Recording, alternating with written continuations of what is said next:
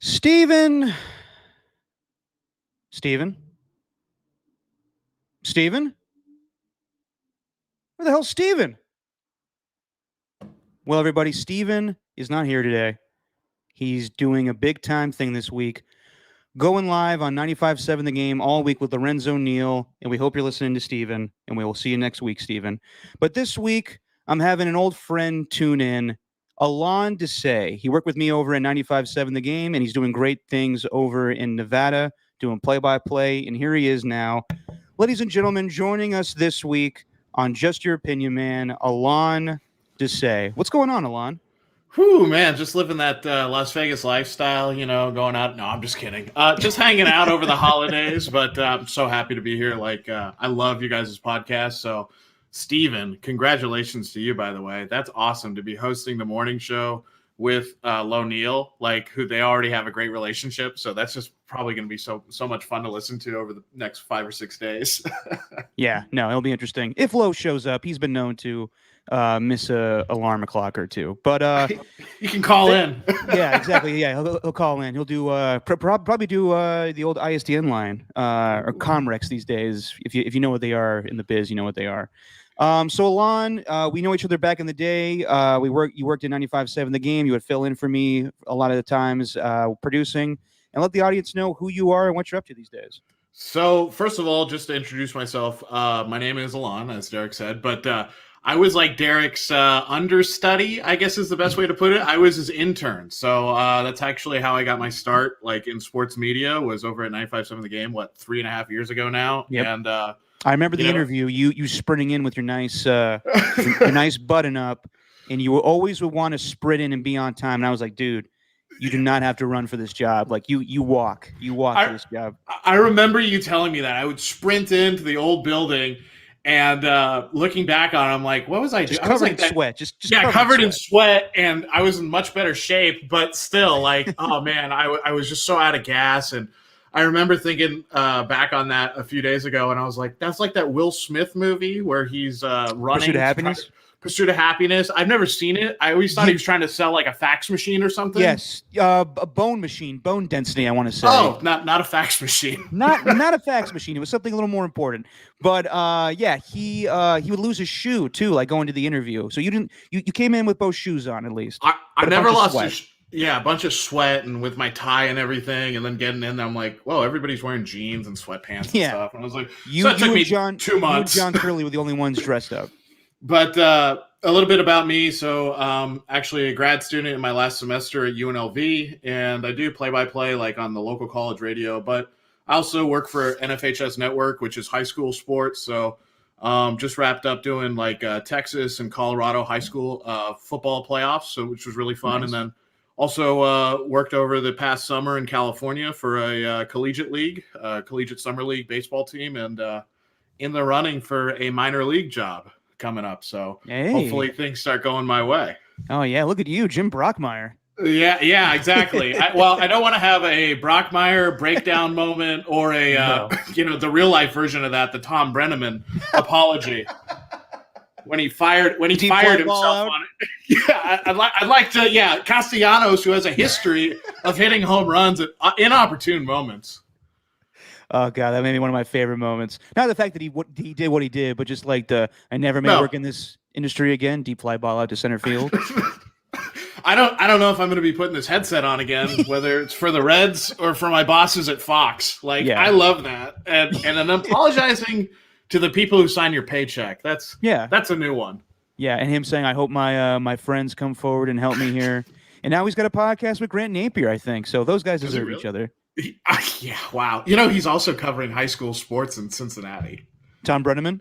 Yeah, which is what that's how his career started. So it kind of comes full circle. Full circle for Tom. It's like that movie Nightmare Alley that just came out. It kind of starts one way and then ends the same exact way. Oh, haven't seen it. Recommend Guillermo del Toro. It's good. Okay. Well, Alon, thank you for hopping on with us today. We have a jam-packed show. You live in Las Vegas, and you went to the Raider game on Sunday, and you're a diehard Raider fan, so we will discuss all about that, along with the 49ers, everything going on in the NFL, and you are a former Crimson Tide alum, or still are, actually. Yeah, I am a Well, Crimson Tide alum. I got my hat right there. there you go to prove it. And we'll get all about the college football playoffs. We'll all talk about that. But real quick, Alon, how was your holidays? Are you in Vegas right now? Or are you in the Bay Area?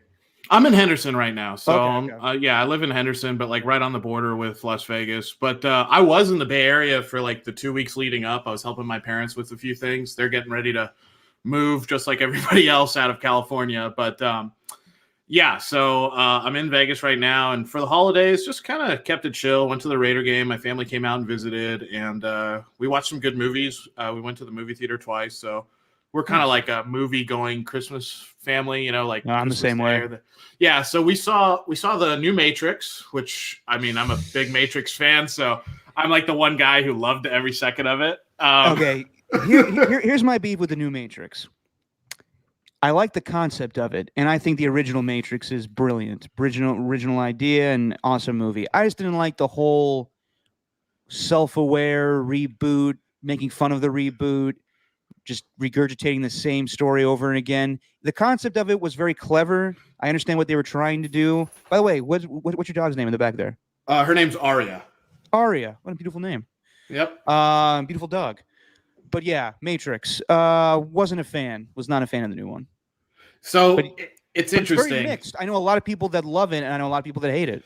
Yeah, you're either on one side. Like my brother who loves The Matrix, he was like, "That's the worst movie I've ever seen," and I was like, "Okay, it's not that bad." And then No. you know me, I was like, I loved it, but you know, I totally get both sides. Not to get too far, no spoilers, of course. Yeah, yeah. But there's a lot of veiled shots in that movie at the movie industry. There's a lot of Yes. like making fun of reboots, making fun of sequels, like making fun of stuff, which you know, Which I mean, like, but yeah. at the same time, like they're still doing that. Yeah, they are. So they're doing it. It feels like Warner Brothers was like, "Can we please get one more Matrix movie just for something?" And they did it.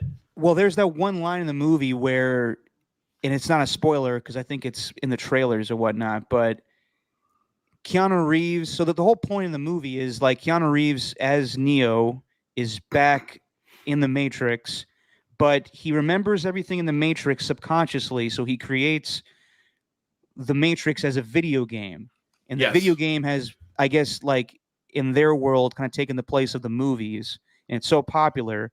And the guy that like is his like business partner is supposed to be Agent Smith, and Yes. he's the guy that is like there's a line in the movie that kind of rolled my eyes out where he's like, you know, our parent company Warner Brothers wants us to do a fourth Matrix, and I was like, that's just the fucking producers like want to getting their 2 cents in the script. Yep. Yeah. Just breaking the fourth wall. But yeah. So did some movie stuff. What'd you do over the holidays? I had to work, man. I had to. I was off Christmas Day, but I had to work Christmas Eve and the day after because of football. So my pops was like, "Do you want to come up for the day?" And I was like, "Nah, not really." Ooh, So man, that's a haul. I know. Like to drive up and drive back down, or fly up and fly back down, and I'm not doing that shit with what's going on right now. So I just stayed put. I'll see my my folks in the off season, and we'll have our own Christmas in March.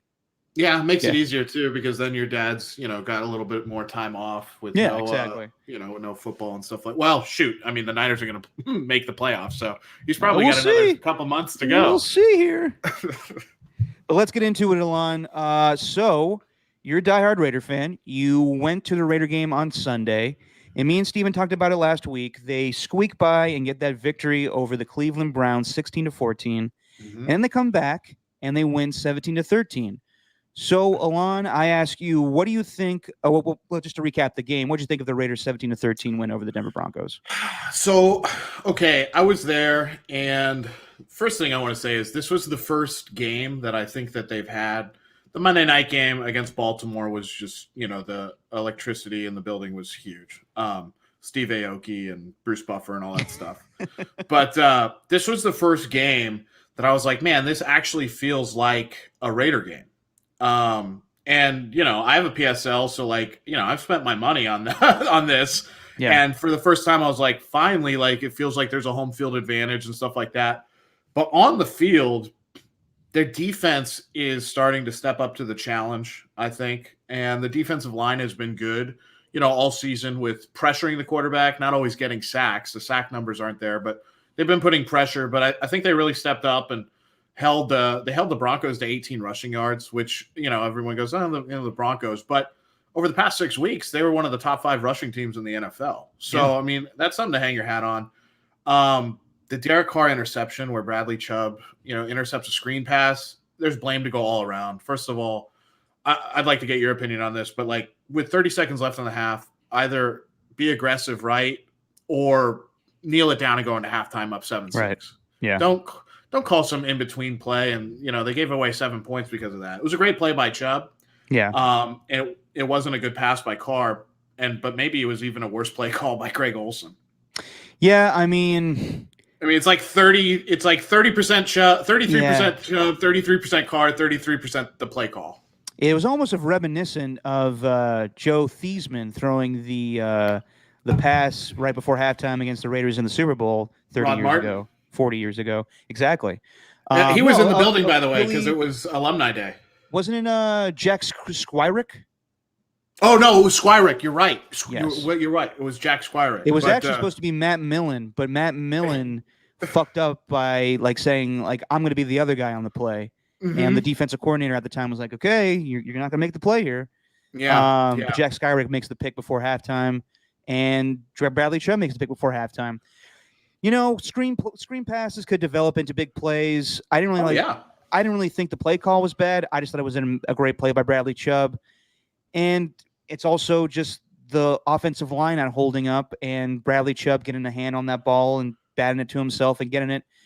There were some dumb turnovers, but in the end, the Raiders prevail and get the 17-13 win, and they're back now at 8-7. And with the Chargers' loss to the Houston Texans, the catastrophic loss, in my opinion. You can't lose like that. I know, and we'll talk about it. But the Raiders now looking dead a couple weeks ago after they got shit stomped by the Chiefs 48-9. The sun is shining a little bit. I know that I was watching ESPN today, and they say it's 18% chance of them making the playoffs. But I think that's gone up since Carson Wentz has gotten COVID. So we'll talk all about that too. But yeah, just to put a bow on things for the 17-13 win, Alon, the Raiders have had the Broncos number lately, and especially against Drew Lock. I don't think Drew Lock has ever beaten the Raiders, to my knowledge. No. And the defense just played well. And the Broncos are not gangbusters on offense. They do have a great running game with Javonte Williams and Melvin Gordon. I need Melvin Gordon to give me more fantasy points. And I'll get to that in a little bit. But, for all in all, I thought it was a good victory by the Raiders. Great sack by Quentin Jefferson on third down. It pretty much set it up. Foster Moreau gets the first down, and they win. They squeak by again with a 17-13 win. Was it amazing? No.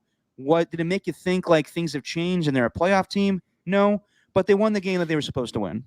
Yeah, exactly. That's a good way of putting it. They won a game they were supposed to win, and there's been times on their schedule where they've flubbed games that, we all look at the schedule and go, that's a win. New York Giants, Chicago Bears against Justin Fields when he was really still trying to figure things out. And then you can even say against the Washington football team. Yep.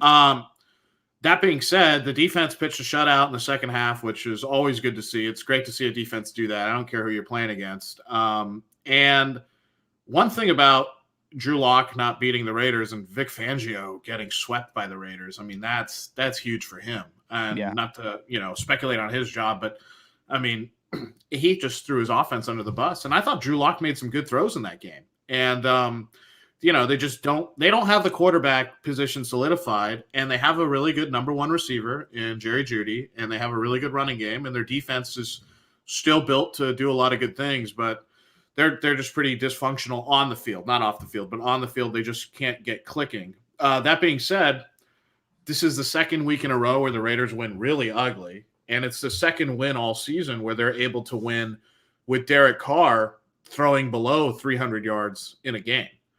So a lot of people are like, oh, he needs to keep throwing for more yards. And yeah, obviously you'd like that, but you don't have to throw for that many yards when Josh Jacobs has 128 yards on the ground. So, exactly. I mean, that's really the missing key all season has been their running game has been atrocious. And they finally were able to put one together today on Sunday.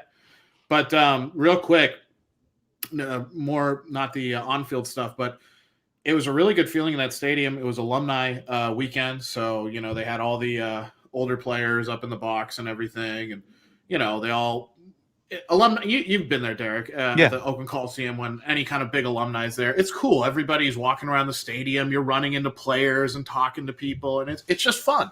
Yeah, real quick. I went to the Denver Bronco game in 2013. It was the last game of the regular season. That was Mm-hmm. a year that Peyton Manning was setting all those records, and they just lit Yeah. up the Raiders. I want to say they were up like 27-0 in halftime, and they brought all the Raiders down on the field for alumni weekend. And it was awkward because the Raiders were getting their ass kicked, but it was just cool. Like I met Lester Hayes for the first time. I got a picture with him. And I remember who is Matt Hasselbeck's father? Do you know his first name? No, I do not. I want to say it's not Tim, but whoever. Tim's his brother, right? Yeah, exactly. He was a linebacker for the Raiders. He was there. I saw him at the Oakland airport, and I said hi to him, and his only response to me was, "The team sucks." So Don Hasselbeck. Don Hasselbeck. Yeah, it's always weird. I think the Raiders want to choose it, appropriately for a game that they hope to win, and they won. But it's always good having the old Raiders come back to the stadium to, look on it, on the new team and everything. Yeah, and it's really cool for the fans too, and it's cool for the Denver fans too. I mean, there was a nice smattering of Denver fans there, and they all seemed to have a great time until the very end of the game. But it was fun. How many games have you been to this season? Eagles, Baltimore, 5 games. 5 games, Okay. I think. Wow. Yeah. So good, a good deal of them. Yeah. Would you say so? What would you say is the majority of Raider fans to the visiting opponents fans at Allegiant Stadium? It's kind of always in flux. It's usually around like a 70. I think a safe number is 75-25, 70-30. It's usually in between there. I think that Baltimore game was tough to tell because the colors of the jerseys are so similar. Mhm. And like there's a lot of Raider fans who wear the white jerseys. Like I wear a white jersey sometimes. I wear my white Bo Jackson jersey. But there's not a lot of nice. There's not a lot of opposing teams who wear their white jerseys. So like you mean your KJ Wright jersey? My KJ Wright, yeah, my KJ Wright jersey. Him wearing 34. Good lord. It's weird, right? Yeah. That's because of that rule where you can wear whatever number you want now. I hate it. Especially 34 for the Raiders. You're gonna have offensive linemen wearing number 1 soon. Thinking they're sexy. No chance. No chance. But so like with Baltimore, they wear purple, dark purple, or they have the black jersey. So it's tough to tell. But like at this game, I would say 75-25. I mean, that's about the split. There's little pockets of orange, and my seats are on the opposing sideline, so there's a little bit more. But I mean, it's. I think the fans in Vegas, not to get too Vegas-centric, but they're still learning how to be football fans. It's very similar to when the Knights came. I mean, they get really excited, but like, they're still learning how to do the whole NFL town thing. Yeah, and they'll have to learn to be a baseball town. You're already wearing the A stuff, ready for them to come to Vegas. I don't want that to happen. I know, I'm not going to be mad if it. Yeah, well, so the site that they have a bid in on is the Tropicana Hotel and Casino. Yeah, it's like 130 acres. It's all right on the strip, but I mean just get it done. Get it done in the Bay Area. John Fisher, open up the pockets. We know you have the money. Just build something there. I would love for that to happen, man, but I'm not holding out hope. But sticking with the Raiders here, so they're 8-7, and they're not in the playoff picture right now, but they could be given, teams lose and they come back up. And we were talking about this before we did the podcast. You were saying that you do like their chances against the Colts. I was saying, right now. No, even before Carson Wentz, you were saying that. Well, I mean, you say it like Alon to say what you got to say, my friend. Like, did you think prior to Carson Wentz's COVID issue that the Raiders had a chance against the Colts?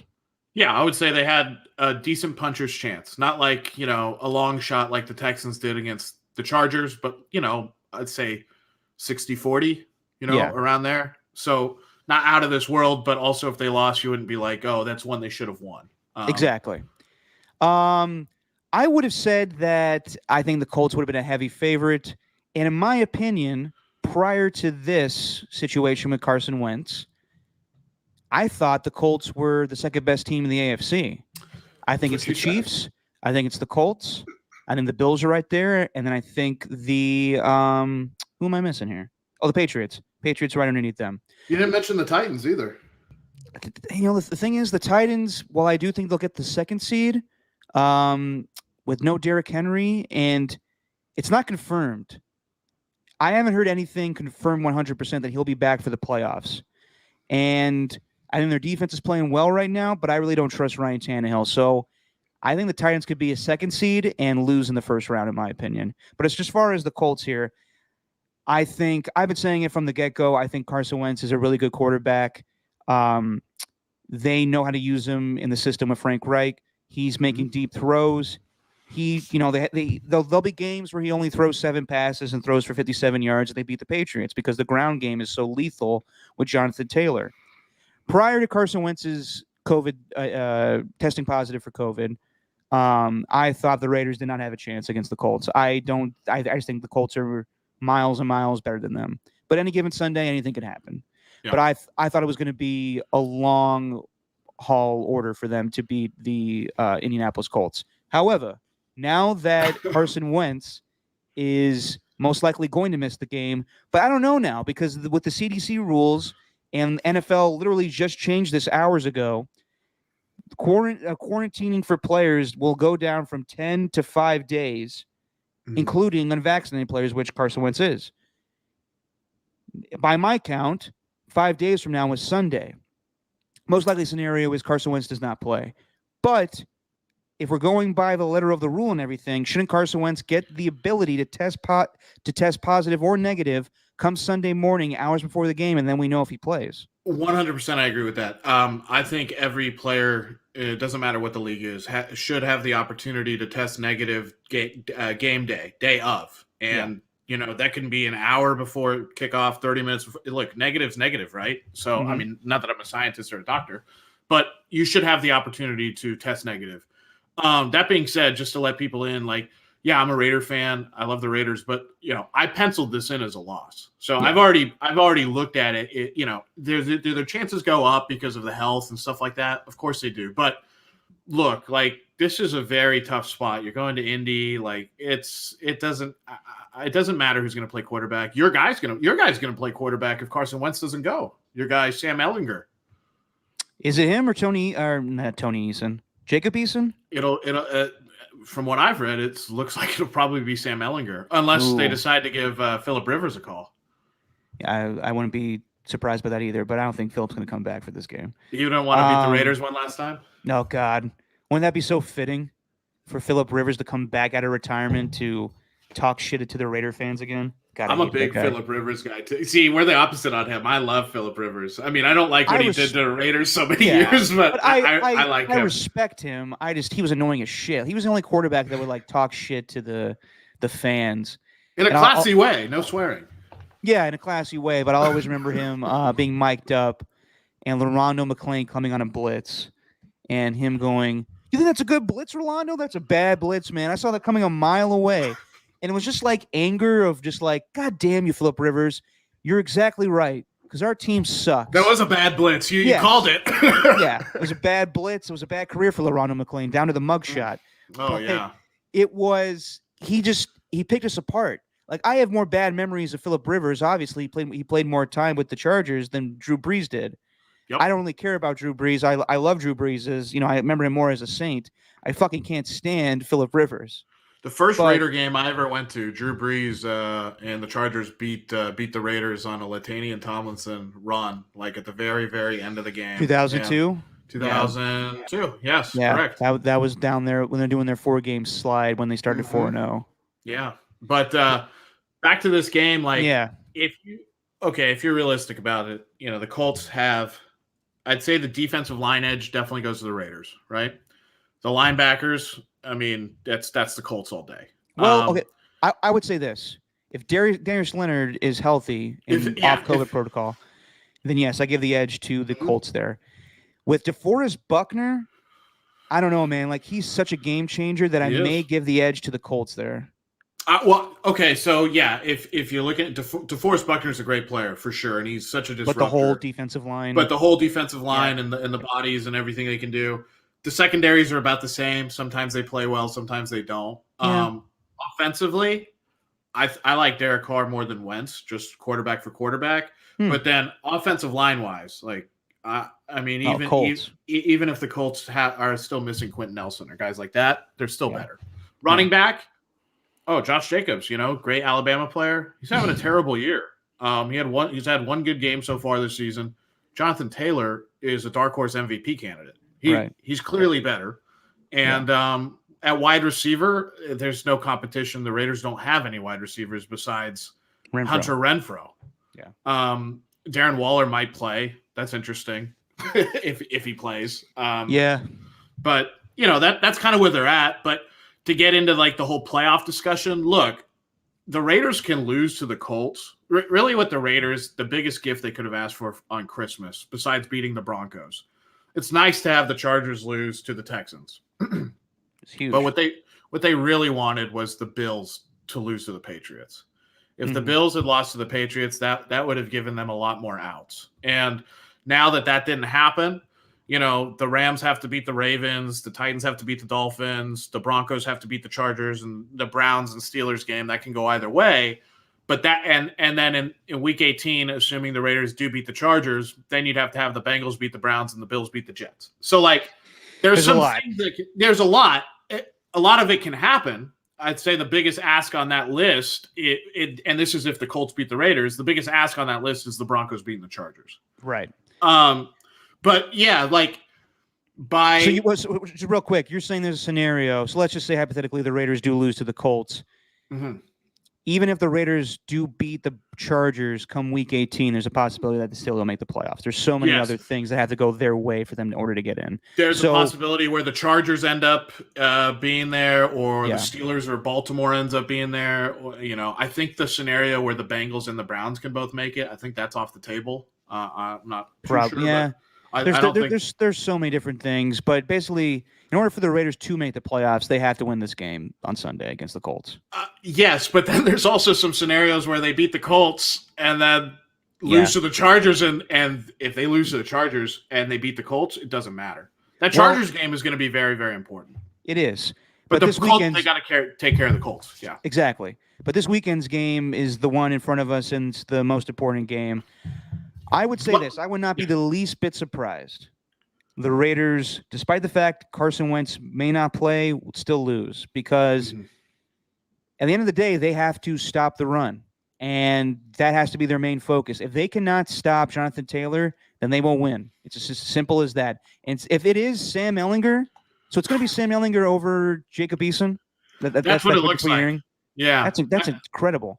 Well, I would say this. Are they going to bust out the 18-wheeler package that Charlie Strong used to like to run? I mean, maybe, dude. Like I watched Texas football. I watched Sam Ehlinger for however long he played. I went to UT. Yep. Sam Ehlinger is a good athlete. I don't know if he's a good quarterback. He's like Tim Tebow. Yeah. Well, not as good, obviously, but you know what I'm saying. No, I mean, I think he could throw better than Tebow. I would say that. Mm-hmm. I would say this, though. He is like a Tebow, and then he could pull a game out of his ass. There was a preseason game I worked on earlier this year where he filled in the last couple of drives against the Panthers. Jacob Eason started the game. Sam Ehlinger finished the game. And in typical Sam Ehlinger fashion, he pulled that preseason game out of his ass by making plays. He's not going to wow you with anything he does as a pocket quarterback, but he just does things. He's a winner, even though he didn't win a lot of games at UT to put him in the national championship conversation. He just has a winner mentality or winner, embodiment where he won't show it in practice, but he'll make plays, athletic plays, either running or throwing that puts the team in a good position. So I would not be the least bit surprised if Sam Ehlinger beats the Raiders on Sunday because they use kind of a run-pass option where you don't know if it's going to be him running or if it's going to be Jonathan Taylor running. I think that gives the Colts a little added dimension to their offense that the Raiders may not be able to handle. And then I agree. And then historically, how many times have you seen, Derek, where the Raiders lose to a quote-unquote inferior quarterback? No, all the time. Especially one who's mobile. It almost happened 2 weeks ago with the Browns. They had a plethora of people out, and they almost lost Nick Mullins. Now, Nick Mullins beat them a couple of years ago with the 49ers. That was terrible. That actually was kind of the day that I stopped being a Raiders fan. But where were you for that game? Were you in Santa Clara? I was at Levi's. That was a big deal. That was the day that Greg was coming back to, well, not back, but he was going back to face the Raider fans. Raider fans were coming back to Levi's. It was weird. Raider people were there. Niner people were there. And, my dad had to, talk to Gruden and talk to everybody that was there. It was a weird day, and the Raiders got their ass kicked. And I was still on the fence. I was still like, I still want to support the Raiders. And that was the last straw where I was like, I can't do this anymore. Jim Kozimor and I were at the Hooters in Santa Clara. Oh, the pre-game show in Campbell? The pre- and post-game show in Campbell. Yeah, in Campbell. And, oh, my goodness. I mean, that was such a slaughter. Yeah, that Raider team was terrible, but that was bad. That was a bad day. That was, I want to say in the pregame show, that was when Gruden was talking about like, hey man, I got people calling me, wanting to join this team, and it turned into a tampering thing. And obviously we know what happened with Gruden. But just focusing on the here and now, let's just say hypothetically the Raiders do manage to win both of these last two games and sneak into the playoffs. Yeah, they're in. So how would you feel about this season then? Because a lot of people would be like, they started 3-0. They had such high aspirations, and they squeaked by to go 10-7 and make the playoffs. I think that's a victory given all the shit they had to deal with this year. I already think that. Look, I mean, I already think that they've done an amazing job in terms of being able to not sink like a rock. The fact that they're playing meaningful games in December, the fact that they control their own destiny, which so many other teams don't. I mean, that's huge, especially when you have head coach who, screws himself and makes a really stupid decision, and then he gets fired or resigns. And then you elevate Rich Bisaccia, who's trying his best to do. He's the coach right now, and he's trying his best to keep doing things. You have Henry Ruggs, who makes the dumbest decision that I've seen in a long time, at least sports wise. Outside of guys like, I don't know, committing like a murder or something like that, but like to get in your car and then go do that, and I don't want to go through all that, but you've had two massive, huge like meteors impact the organization. And let's just go back even a year ago. Mark Bedane has to step down because they're paying too much. They're paying too much taxes, and Mark Davis is like, we got to get rid of these. We can't be giving money away. I'm already in the hole $2 billion because of this new stadium I have. I still can't pay Khalil Mack. That's what Mark Davis is saying. So with all the things that have happened, you can't go, okay, like this is a total failure. Starting out 3-0, then 3-2, then 5-2. Look, it's ups and downs of the NFL season. The Raiders have had a lot more road bumps to deal with than a lot of other teams. That being said, they've dealt with their road bumps earlier in the season. And now at this point in the season, one of the things, knock on wood, for not just them, but a lot of other teams, they haven't really had to go through the slew of COVID stuff. And we're really seeing that start to affect them, which is kind of a juxtaposition as opposed to last year when the Raiders were the worst team when it came to COVID.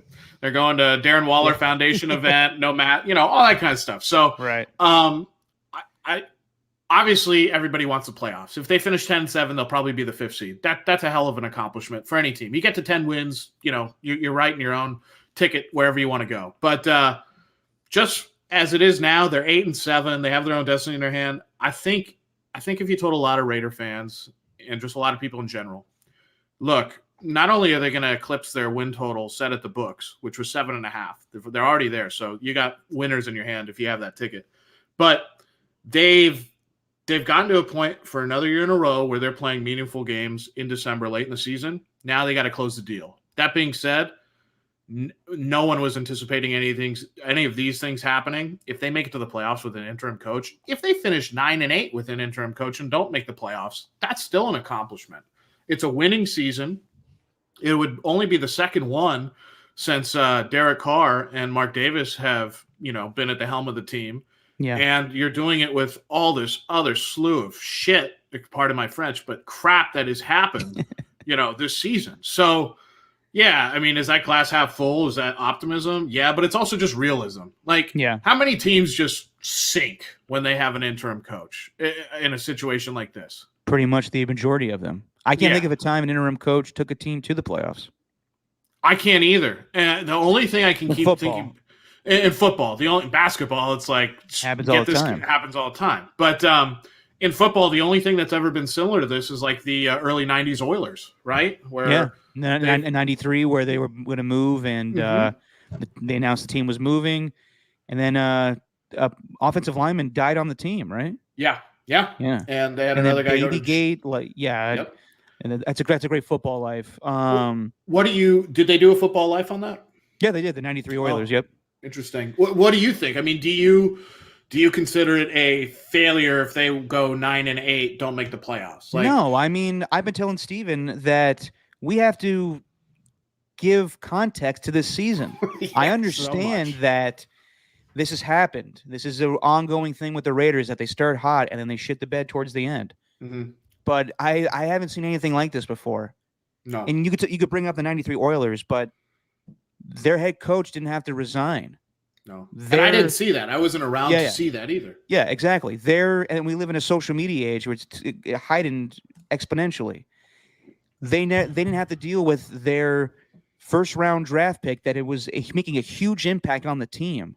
Next to Darren Waller and Hunter Renfrow, the best offensive weapon on the Raiders was Henry Ruggs. Henry Ruggs. He was their leading receiver. Exactly. And he made Derek Carr back to what he was. Yeah. Back to airing it out.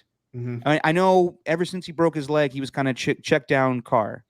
And he got his mojo back, using a term that Jack Del Rio did once upon a time. Yeah. But he got his groove back, throwing deep passes to Henry Ruggs. And now that's taken away from him. And the offense has not looked the same since. And he tries... keep going. Sorry about that. No. Sorry. But yeah, he tries with Zay Jones or whoever. And it doesn't work. I know. Yeah. So I don't think anyone's had to deal with things that the Raiders have had to deal with this season. It's incredible. If they went 9-8, yes, it would be a huge success, in my opinion. I just don't know how the owner's going to react to that. And I would tell you this, even if they do make the playoffs with Rich Bisaccia, I think Rich is a great guy. But I do acknowledge the fact that they do need to get a different head coach in there. Yeah, and whoever that is, whether it's Todd Bowles, Byron, all the different names, I don't know who it's going to be. Who would you want? Because let's just, I'm the worst person to ask this, Derek, because you know what I'm going to say. Well, I'm going to say Dabo Sweeney. Oh, come on. I'm going to say a college guy. No, but Dabo's not coming.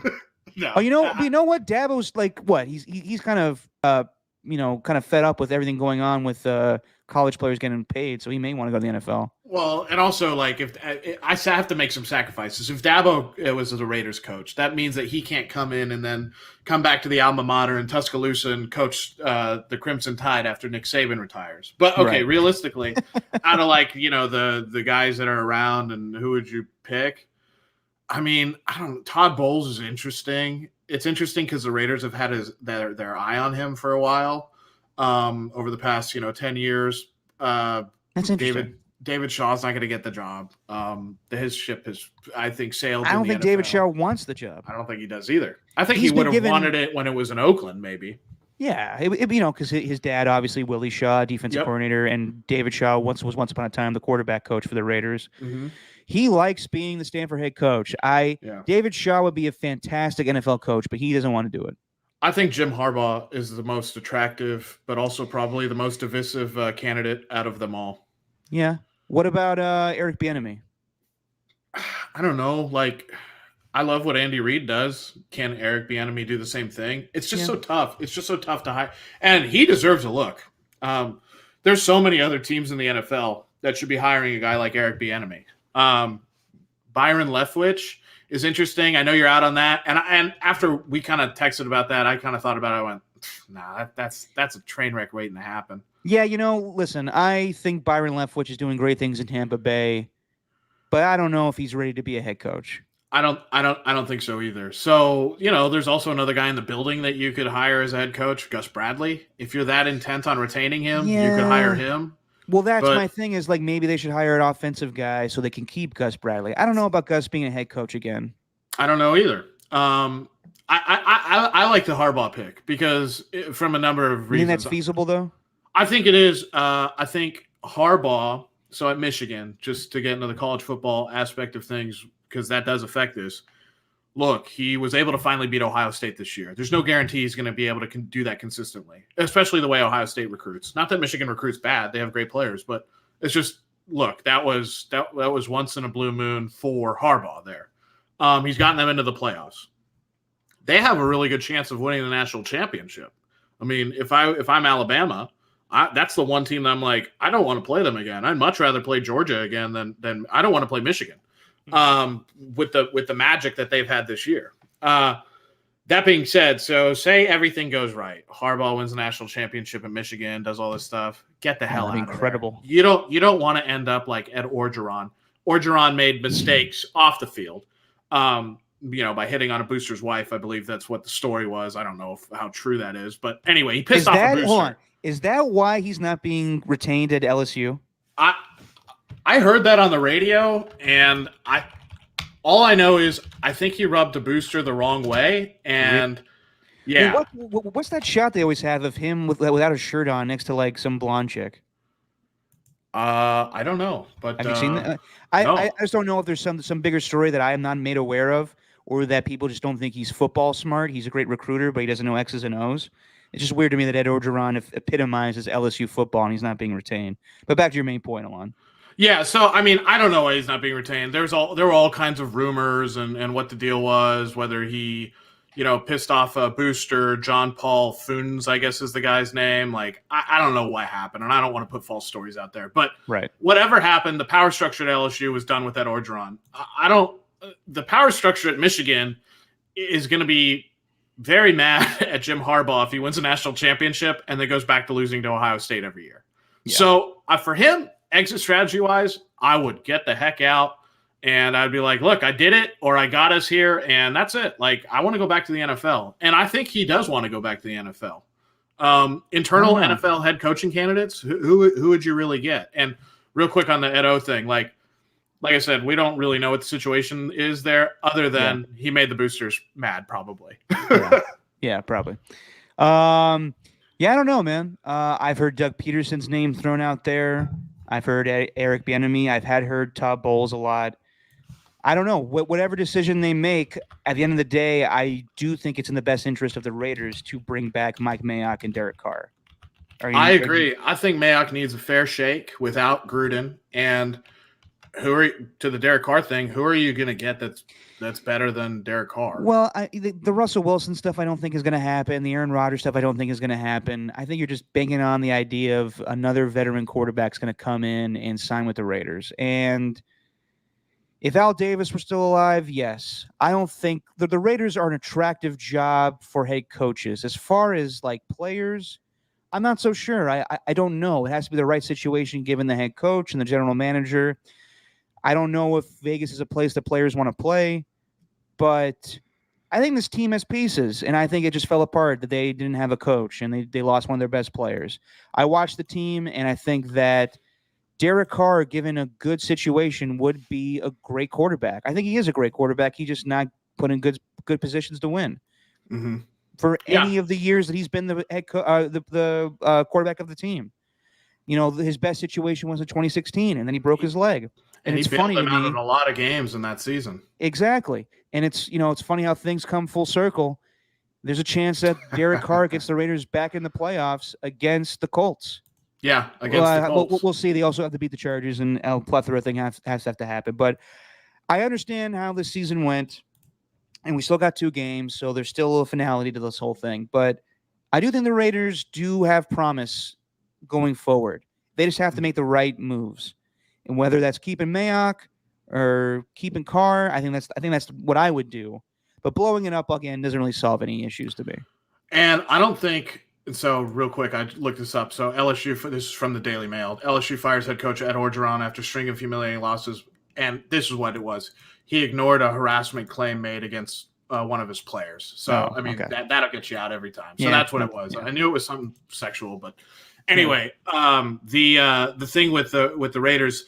So, blowing it up again doesn't make sense, and blowing it up in Las Vegas when everybody – look, like I read a really interesting article in the Review Journal who's still not very nice to the Raiders, but They made an interesting, whoever the writer was made an interesting observation. He said, look, the Raiders have a residency in Las Vegas, just like anybody else who plays on the Strip, whether it's a music artist or whoever it is. And I don't completely agree with that because it's a sports team and it's different. But blowing something up in a town where it's not like a super front runner town like LA can be or Miami, but blowing something up in a town where people really want value for their entertainment, that's not a good idea. Also, like, who are you going to get that's better than what you already have in place? I don't see anything on the horizon. I mean, do you want to mortgage the franchise for 2 years of like a guy like Aaron Rodgers? That's great for those 2 years. You might get a Super Bowl out of it, but it can also blow up in your face big time. It could. I mean, a Super Bowl would be huge, but I understand what you're saying. You don't want to operate like the Rams, where you're just going to be like, we got to win now and fuck the future. And you can't operate like the Bucs because the Bucs have the greatest quarterback of all time he's the greatest player in terms of winning and all those things, right? I'm glad you said that because there have been better quarterbacks. There have. I mean, annals of history, which I don't know what that means, but I'll use that word. Yeah, it's a good one. The annals of history. There have been better quarterbacks, but Tom Brady is, it's similar to Muhammad Ali. Is Muhammad Ali the greatest heavyweight of all time? No, it's probably, Jack Johnson or Joe Louis or a guy like that. But is Muhammad Ali the greatest boxer of all time? Yeah, you can't question it. Tom Brady's the same way. Are there guys who have been better skill-wise at what he does? Sure, but they don't have the hardware that he does. So exactly. But at least he's the greatest. Yes. I love how you use that word instead of calling him the GOAT, which is just a fucking stupid phrase to me. Vince Scully never liked that term either, the GOAT. The GOAT? I don't know if you ever remember on a broadcast for the Dodgers when he was 7 years ago, and he goes, and so explained to me what GOAT means, and it means greatest of all time. I don't know if GOAT is what I would want to be called or something like that. And it was funny. Interesting to note that people are using the phrase GOAT these days. Yeah. A goat is an animal, people. That's all I got to say about that. Yeah, that's exactly what it was. That's my best Vince Scully. It was good. But yeah, you don't want to do what the Bucs did, and you know what the Bucs did, and keeping this Raider centric here on this first segment or first part of the show is it's a long first segment. It is, but the Bucs are very similar to what the 2002 Raiders tried to do. Get a bunch of veterans and really good future Hall of Famers, but they won. But I'm saying, what they tried to do, and the Bucs have ended up winning, and they have a really good chance of winning again. You know, the 2002 Bucs or 2002 Raiders were so in the hole cap wise that it was just bound to fail after that. Yeah.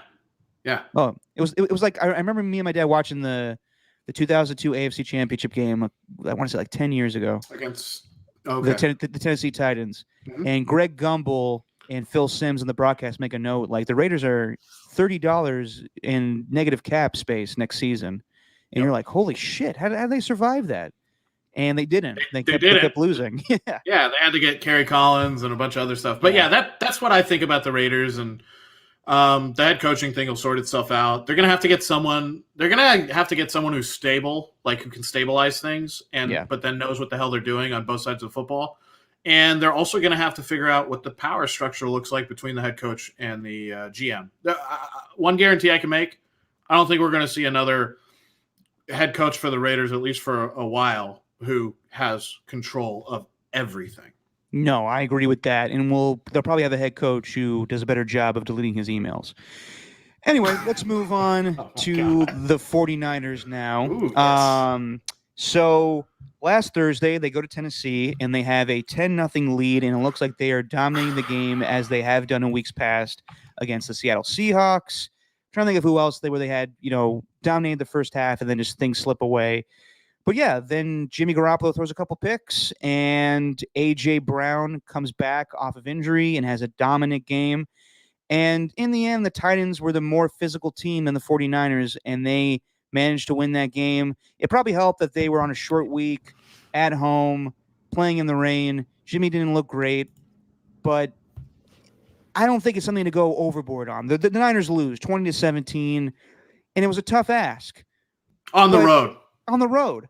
But me and Steven expected them to win that game. I don't know about you. I did. But I didn't come away from that loss thinking like, oh shit, they're totally fucked now. No, they're still in my opinion, they are the best of the 8-7 teams still remaining that can still make the playoffs. Now, do I think they're going to make a playoff push and beat whoever the division winners are when it comes to Tampa Bay, the Rams, or the Arizona Cardinals, or Dallas? No, I don't think they're beating any of those teams, in my opinion. But I do think, given the circumstances where they wanted Jimmy Garoppolo to play this season, I thought that they did a good job. I mean, they whatever it was 2-4, whatever they started, losing 4 in a row. They went 2-0 and lost 4 in a row. They rectified things, and they are on the cusp of making the playoffs. Their chances of making the playoffs are very good. However, now Jimmy Garoppolo has a thumb injury. He has torn ligaments in his thumb, and his status for Sunday is up in the air right now. We don't know if he's going to play or not. But Niners fans' reaction to this is good. Yeah, Great. I know. They're so happy. Jimmy Garoppolo the fuck out of there, and let's get Trey Lance in there. You sick people. It's like so misguided. like why? What? This guy got you to the cusp of the playoffs, and he's leaving, and you could have a nice send off of him getting you there, and then he's going to be gone, and you'll all be happy.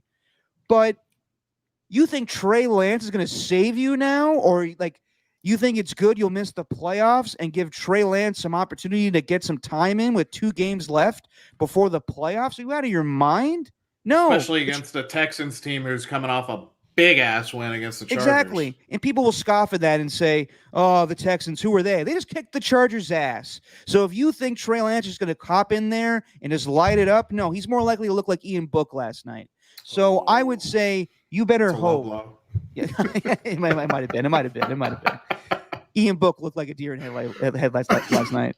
But, yeah, like it makes no sense to me. Like everyone was just pining over Jimmy Garoppolo, and we understand he's not been playing well, but to wish that he does get injured and this scenario happens now where Trey Lance is going to take you into the playoffs, I think it's very just sick. I think it's sick. I do too. I mean, look, I just from a pure football or any sports standpoint, I am so disgusted, and I'm sure you are too, when people are like, "Oh, I'm so happy that guy's injured," or no, I don't like. It's like, no, it's terrible. And for fans to be rooting for their own quarterback who got them to a Super Bowl, he ended up being that missing piece along with Shanahan to get them to a Super Bowl and almost win said Super Bowl. Look, and then to hope he's out when your team is finally starting to gel and come together, the running game, all these kinds of things, and so. I think this kind of encapsulates the whole thing. I saw a headline on Fansided, or one of these secondary, not like AP or US Today, or ESPN, but like, one of these other sites. So I think it was like Fansided or something like that. It said the Trey Lance show has to start now. Like they have to let Trey Lance like do the thing. And I'm like, now? Okay. Now wouldn't that have been at the start of the season? By the way, you had mentioned how they started 2-4, 2-0. That crazy game against the Lions, where the Lions were like, "Hey, we're going to be the against the spread darlings of the NFL this year." Us and the Philadelphia Eagles. But the 4 teams they lost to in a row, because I'm looking at it here: the Packers 30-28, then the Seahawks 28-21. That was before the Seahawks imploded because of Russell Wilson injury. And then they lost to the Cardinals 17-10, and then the Colts 30-18.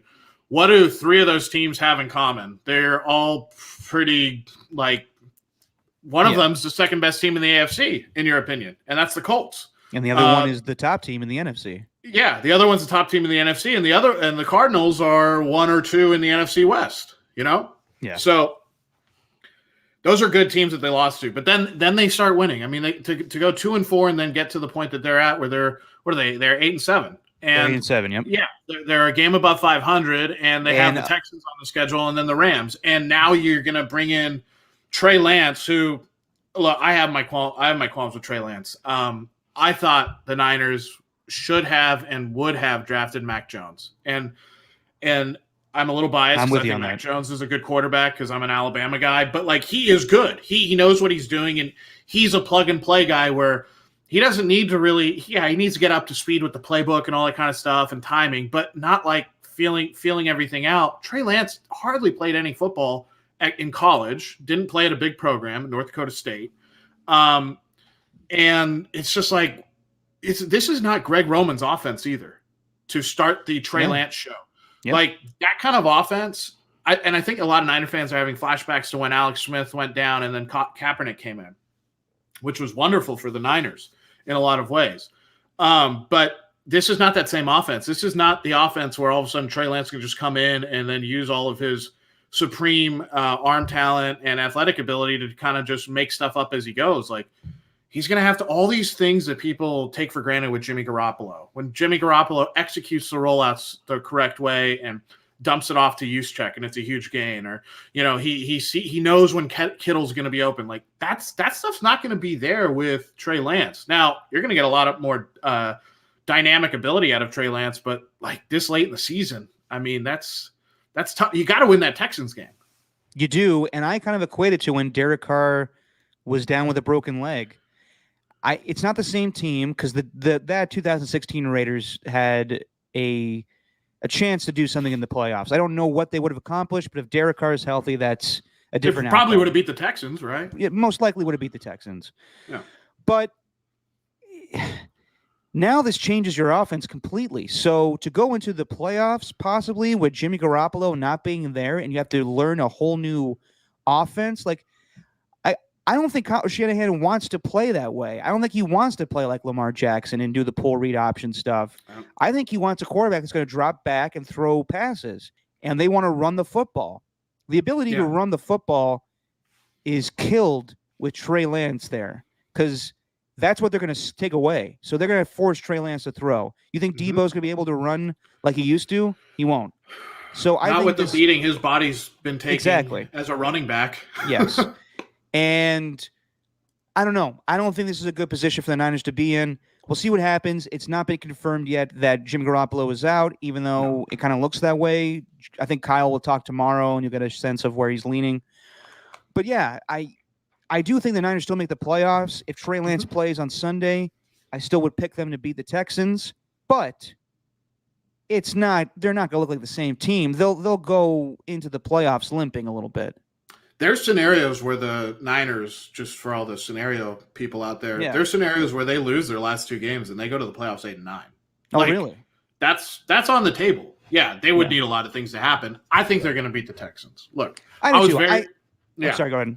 I was going to say I was very surprised they didn't beat the Titans, and I had texted you about that game, and I said, wasn't that just kind of the spot where the Niners, like, we just expect them to beat up on good teams but not elite teams? Right, like, yeah. They usually feast in those opportunities.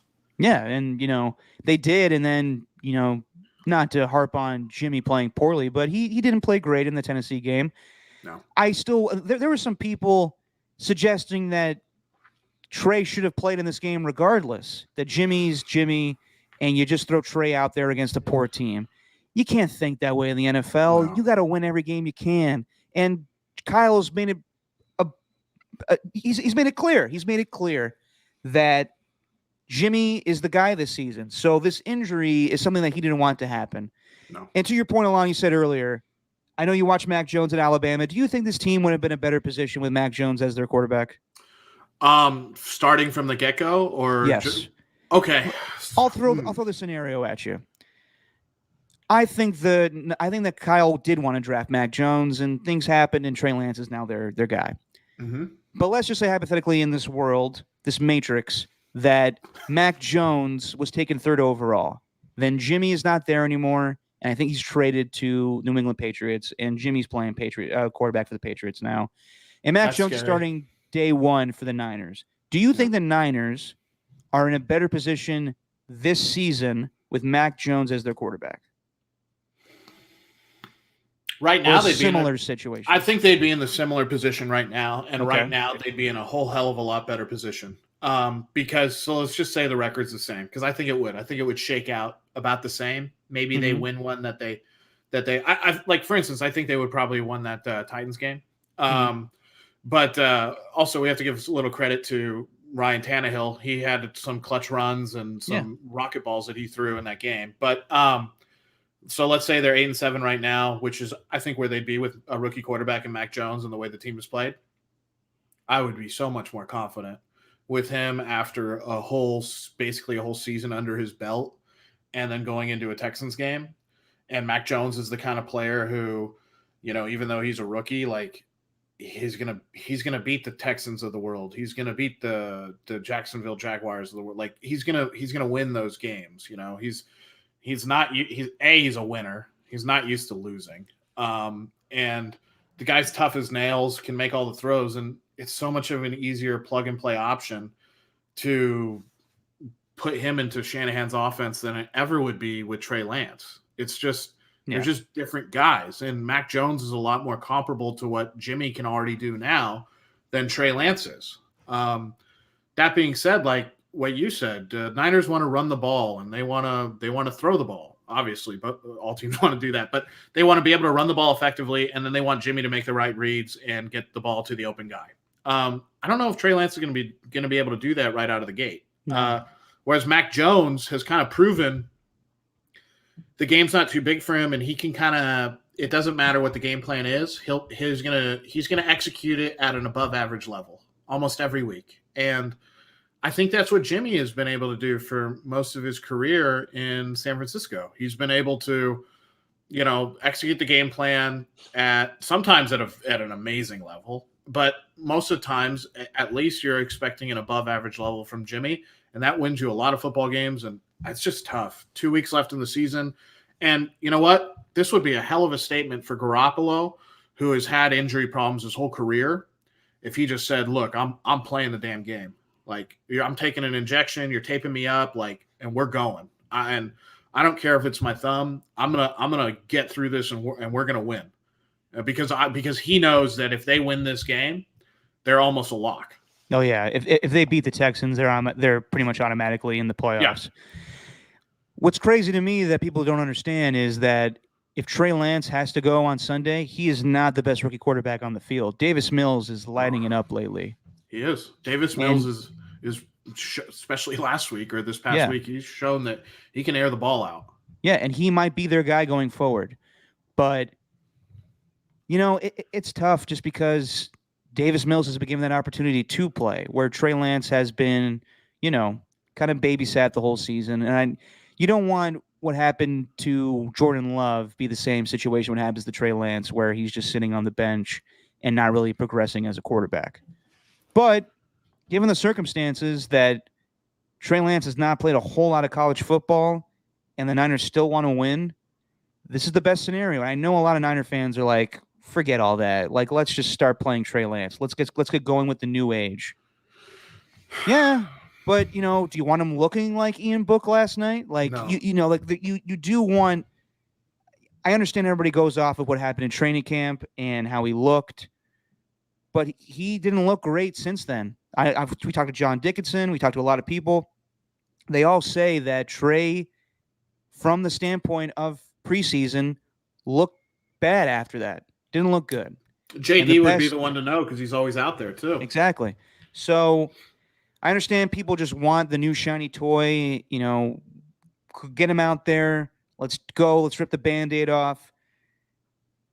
But as Niners fans, wouldn't you want a playoff run before the downslide may happen with Trey Lance? I agree. I've never understood why, especially at this point of the season. Like, I get it. You're clamoring for the new guy. You think he's the savior. You think he can do all these things. Why would you want things to blow up and reset? I mean, it's not going to be a hard reset because the roster's pretty darn good. But why would you want to start over basically on the offensive end all over again? And wouldn't you, like you said, wouldn't you want to make a deep run into the playoffs, or at least get there, win the wild card game, get in that divisional round, and then anything could happen. And this team has shown that they can compete with the good teams. I mean, their loss to Green Bay early in the season, it was 30-28 or something like that. Yeah. I mean, they can play. They can. I just don't know if I like their chances this season as, back in 2019 where they had a great pass rush. And I thought there were holes in their secondary, but we were talking about it before. Their secondary may be the worst in football right now. They benefit from their pass rush with Nick Bosa, Arden Key at times, Samson Ekuban. Yeah. I'm trying to say his name right, but I don't want to be like Jason Witten going Ebaku, Ebaki. Or what the broadcast crew did for Albert Okuwodu. I can't even pronounce his name for the Broncos. They just called him Albert O with the catch. Yeah. And I was like, when we dropped that pass, I would have put them in a better. Albert O. Wait, who was the play-by-play guy? Was it Kevin Harlan? No, it was Gumble for the Raider game. Oh, it was Gumble and Tiki. How about Tiki Barber saying, "Oh, Nathan Peterman's coming in the game. He's got his helmet on." No, Tiki, he's not. Yeah, he's just always got his helmet on because he's Nathan Peterman, and he's a football guy. But about the Niners, look, secondaries. The secondary is bad. But that being said, their linebackers are good, and the defensive line's great, and they have game changers pretty much at every level on their team except for the secondary. They don't have a game changer in their secondary, but should they expect to go in and win this Texans game? Yeah, there's no if you know you're a good football team and you've been to a Super Bowl and you lost to the Chiefs, and you know that you're always competing, you're a very good team. You go into this game and you're like, we're gonna win this game. There's no way we're losing this game. We just got to play our asses off, and however the dice shake out, we're gonna win this game. That being said, I don't get it. I don't get the whole Trey Lance thing, wanting him to play now. And I agree with you. If you were going to play him at the start of the season. But guess what?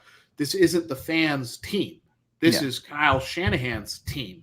And Kyle Shanahan, I think, has a pretty good finger on the pulse of what it takes for this team to win.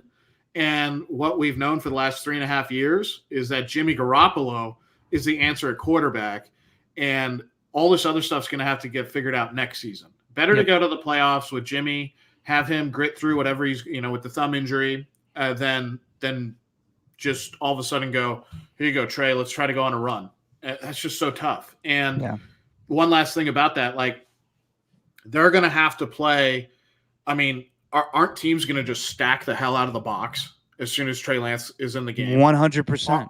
And they're going to be playing off coverage or press at times, but they're going to be stacking that box. There's always going to be a box safety, and it's just going to be tough. Yeah, they're going to force Trey Lance to have to make throws. I don't like their chances. Which he can. He's got a great arm. No, I know, but he hasn't played. And he played. I mean, and back to college too. I don't understand it. I think that with Jimmy, you have a chance to maybe sneak a playoff win, but with Trey Lance, I don't think there's a shot. And even with Jimmy, I don't like their chances against any of the division winners, whether they have to play the Rams for a third time or the Cowboys or who's the other team? Tampa Bay. Because most likely Green Bay's going to get that number 1 seed. But yeah, I just don't understand the rooting, the cheering for a Jimmy Garoppolo injury and hoping that Trey Lance shows something to get you guys, a better shot of winning playoff games. There won't be a better shot of winning playoff games with Trey Lance. You got to give Trey Lance some time. Yeah, he needs time. He needs time. And you mentioned Ian Book earlier. And look, Ian Book played at Notre Dame. Yeah. Ian Book, made plays with his legs, his arms, a tough guy. And look how he looked. I don't want to say he was unprepared. Obviously, he's studying and trying to get but he hasn't played a lot of football in the NFL. Yeah. So he, at times, like you said, looked like a deer in headlights. It was tough. And it's so tough to expect a quarterback to come in at this point in the season and not miss a beat on offense. Yeah.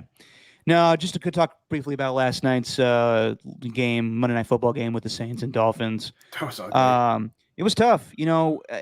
If Taysom Hill or Trevor Siemian plays in that game, they probably win. But actually, I shouldn't say that because the Dolphins have been playing really well. It's incredible what they've done, starting 1-7, winning 7 straight, and now if the season ended today, they'd be in the playoffs at 8-7. Yep. I don't know if I like them winning the next 2 games to make the playoffs, but they have changed the narrative there, where you might thought that Brian Flores was going to get fired, maybe Tua doesn't come back, maybe they get Deshaun Watson. I think that's all taken off the table right now. Regardless of how this season ends, I think they're in a good position going next season for the Dolphins to have success. But just focusing on the Saints, if the Saints didn't have the COVID problems, or even the quarterback injuries going from Jameis Winston, they swept the Tampa Bay Buccaneers in probably one of the best defensive games I've seen in quite some time, beating the Tampa Bay Buccaneers 9-0. I know they had a bunch of injuries.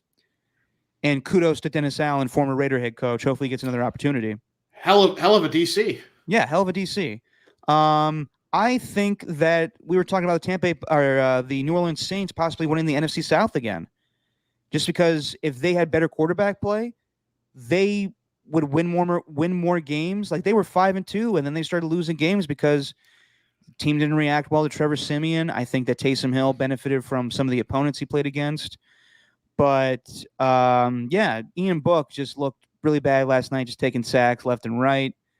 And I want to talk about this real quick because this has nothing to do with football in the grand scheme of things, but something that happened to me last night watching that game. Alon, you play fantasy. We were in a fantasy league a couple years ago. Oh, my team was horrible that year. I did that all SEC thing. I know, but you did. I remember this vividly. We were all in the studio. You drafted Kerryon Johnson, and my reaction was, "Who the fuck's Kerryon Johnson?" And he's like, "He's a rookie from Auburn. He's gonna play. He's gonna be starting running back for the Lions." I'm like, "No chance. Who the fuck is that guy?" And sure enough, he was, and you were right. Yeah, I was right about that. But I don't know where Kerryon Johnson is today. He's not on the Niners anymore, but he's not on my fantasy football team anymore. Neither is Super Cam. But yeah, so fantasy football league, I'm in with Steven, and he didn't make the playoffs, but I did. Ooh. I was in the this last night's or this week was the championship or the game to go to the championship round. The semifinals or semifinal, yep. Yeah. And all I needed was Alvin Kamara to get 8 points. That's you just dump the ball off to him, right? Yeah, you'd think. But in the end, Alon, and I hate when people complain about fantasy football shit on the radio because it's just so annoying to me. I could care less. But it happened to me, and I felt it for the first time, and I lose because Alvin Kamara, it was a shitty pass, but he could have caught it on the screen pass on the 3rd and long. He would have had an open lane, the one that Brian Greasy and Louis Riddick brought up. Mm-hmm. If he catches that pass and gets like 15, 20 yards, I win. But I lost by 1.2 points. Good fucking God! Oh, that's a dude. As Scott Van Pelt would say, that's a bad beat. You know? Yeah, that was a bad beat. That was, and I saw it because you sent me the screenshot, and I was pissed. Like, I was pissed. I was livid. Even like 2 extra catches because I'm assuming you get a point per catch. Yeah, PPR. Yeah. Oh yeah, and didn't you have Melvin Gordon on your team too? Yeah, he got half a point, but I still would have won. You still would have won. Adam Thielen getting hurt.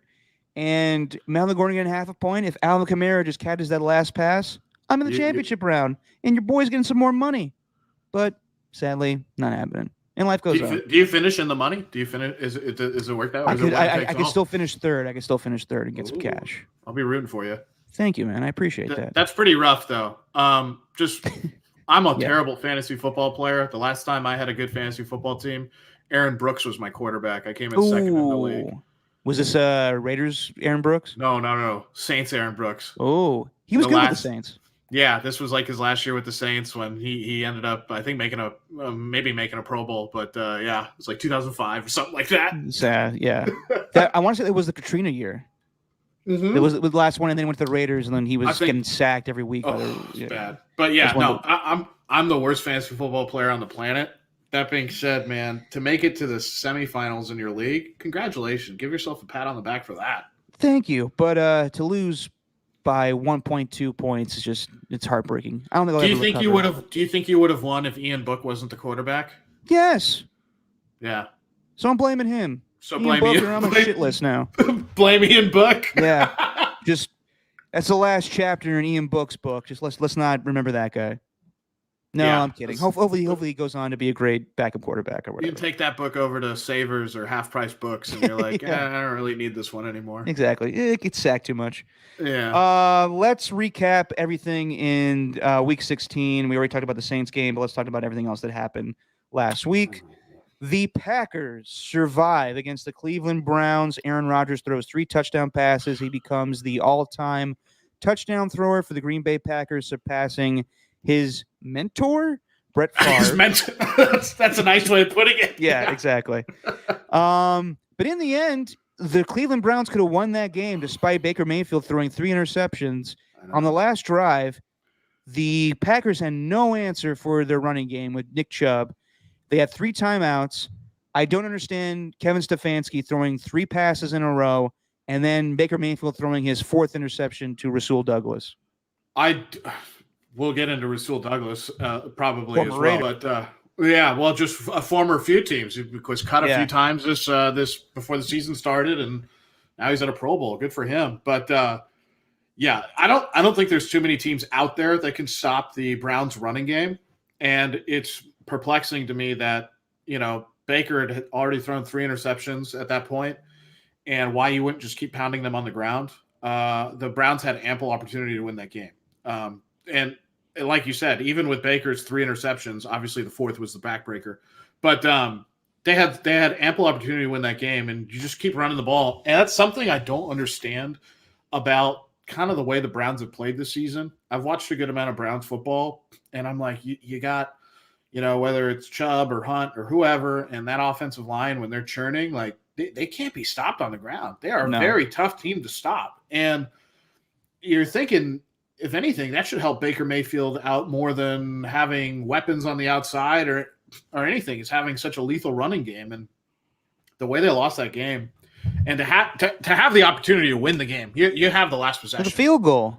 Yeah, with a field goal, and basically you're at the 50. I mean, it's just a couple runs and you're there. Yeah, couple runs, you're there, and yeah, okay, would it have been a 40-yard plus? Sure, but who's not to say that the Browns don't rip off a 25-yard gain against a Packers defense that was, even though they had gotten the turnovers, they didn't have a great no one has good answers for the Browns running game. So good on Aaron Rodgers for surpassing Brett Favre. That's pretty awesome. That's something I never thought I would see. I mean, I never thought any of Brett Favre's passing records would ever get broken. Growing up watching Brett Favre, it was just like, okay, there's Brett Favre and there's everybody else. Right. And that's probably the same way people felt when Dan Marino was, at the top of a lot of the charts. It was like, no one's ever going to do that. But the Browns basically sealing their fate by losing that game. And I think I texted you and I said, Baker who?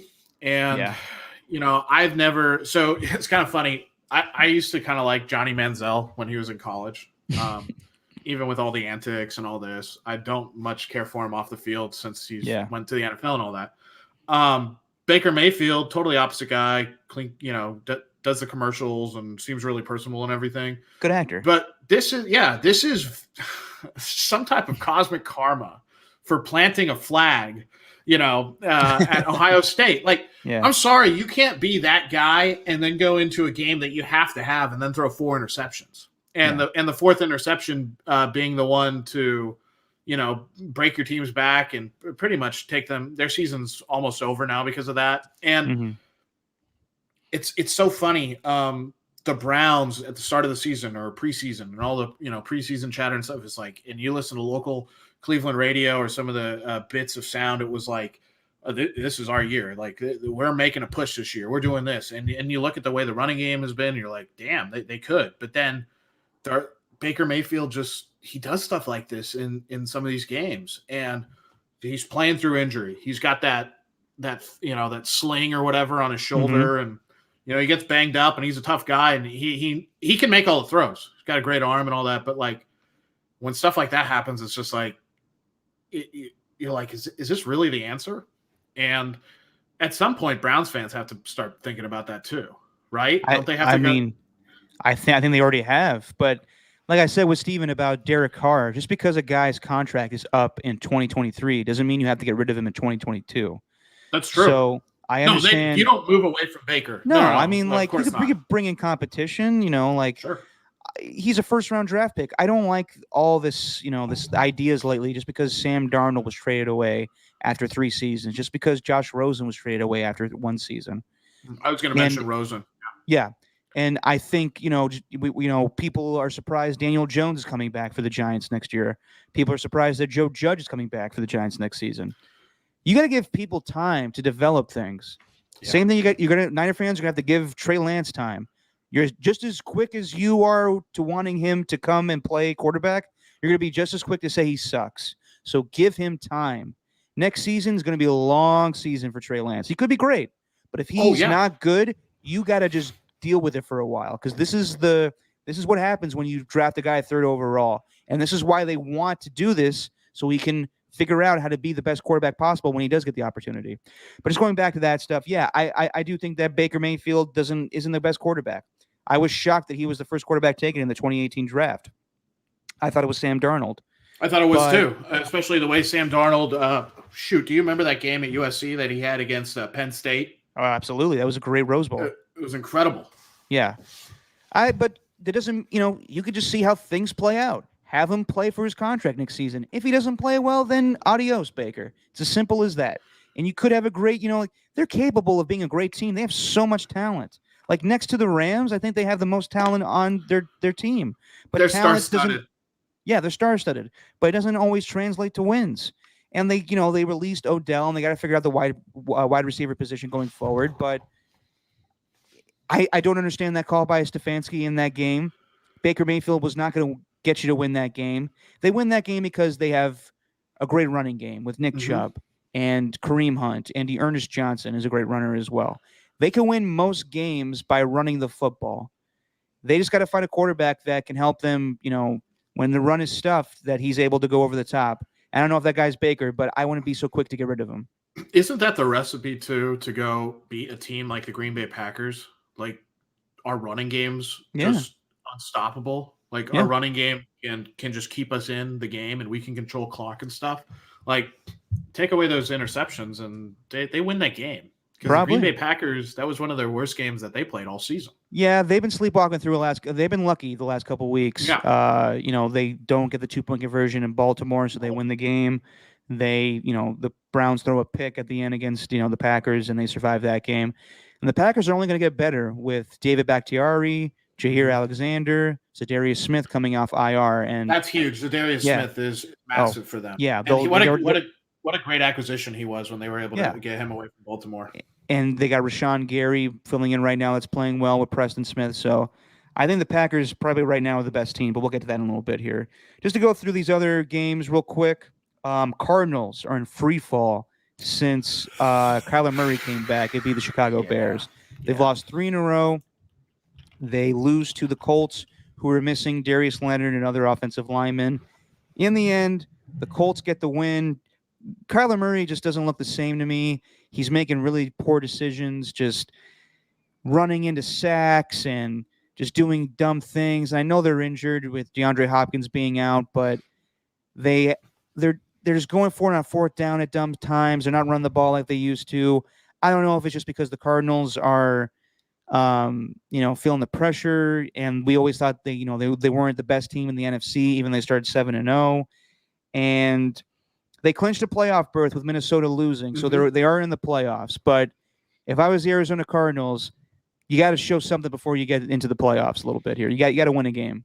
They need their defense to kind of stabilize things, and they did a really good job holding the Colts to only 22 points. I think the one thing that kind of gets lost a little bit in that game that they just played against the Colts was, and I liked Arizona in that game. At home, I was like, I think Arizona's got to have a bounce back here, and this is where it should be against a good team that they got to get up for. Prater missing 3 kicks, 2 field goals, an extra point. Okay, I'm not going to say that he should have made all his field goals, but let's just say 4 points they left on the board. And then you're looking at a situation where you don't need you don't need a touchdown, or you don't need to come back from 2 scores kind of deal. Because at one point, it was 22-13, 22-10, kind of in that range. Mm-hmm. And watching that game, and I was just like, man, I was at the sportsbook watching, and I was like, what is going on with the Cardinals? Sportsbook on Christmas Day, I love it. Yeah. Hey, really comfy one in Henderson at the Sunset Station. Great chairs, but and quiet, which is what I like. Quiet, nice. Prater missing the field goals and then the extra point. I mean, that's 7 points right there. Obviously, it doesn't work this way, but add that 7 points to their 16, they win by 1. But yeah, the Cardinals, like you said, are in free fall. They have all kinds of trouble. Kyler does not look the same. Obviously, it hurts really bad not to have Nuke. Without Nuke Hopkins, what does that offense do? Great. Just rely on Kyler to bail them out. It's almost like with Mahomes, where they relied so heavily on Mahomes to do so many things. Well, Mahomes at least has elite weapons, and Tyreek Hill and Kelsey, and great play caller and Andy Reid and all that kind of stuff. Kyler Murray has a bum ankle right now and is running around for his life, and like you said, running into sacks, not making good reads with the football. That's tough. And yeah, okay, so they get to the playoffs. What are they really going to do in the playoffs? What are they going to do if their defense can't keep this up? For instance, like against the Colts, they only allowed 22, but when you give away games like to the Lions where you lose 30-10, 30-12 or whatever it is, like you're giving away wins, and yeah, you're going to make the playoffs, but that's not the feeling you want to have limping into the playoffs. It shows that they're not really playoff ready. Like they're a young team. They could have been in the playoffs last year and limped into the end of the season. Mm-hmm. It's weird. Cliff Kingsbury, I think, is 0-6 in playoff clinching games. He had opportunities last season to do that, and the Cardinals pissed the bed towards the end. And now it's happening now, and they are in the playoffs now. So who knows what mentality they have now of whether or not they want to compete with the Rams for the division, or they're just like, fuck it at this point. Let's just get in the playoffs. But I do think they need to show a good outing against Dallas or Seattle in these last two games to show that they're ready to make a run. So with the Cardinals, so we're going to see. Okay, so they're not better than the Niners. Cardinals? They're not. I don't think so. With Niners with Jimmy Garoppolo, I should preface that. I would take the Niners to beat the Cardinals. Right now, I would. Yeah, I mean, the way the Cardinals are playing right now, and for instance, say Jimmy Garoppolo is healthy to play. Yeah, I would say this. You're probably right. If a healthy Jimmy Garoppolo is playing against the Arizona Cardinals team right now without DeAndre Hopkins, I do like the Niners in that situation. Yep. But I don't think we're going to get that because I don't think the Cardinals are winning the division right now, and you can't have two wildcard teams play each other. Nope, you cannot. So clearly the Rams. I don't think we're getting that matchup. The Rams are the cream of the crop in that division. We'll get to the Rams here, but I think the Rams are beginning of a golden opportunity now where they can go as far as the 2 seed. What do you think it says about the Colts that they go into Arizona, the giant toaster, and then go win a game like that? I think that's a pretty damn big statement. Well, that's why I said I think they're the second best team in the AFC right now. And if, with Carson Wentz at quarterback, I do think they're the second best team in the AFC. Interesting how much that has changed in the AFC. Yeah.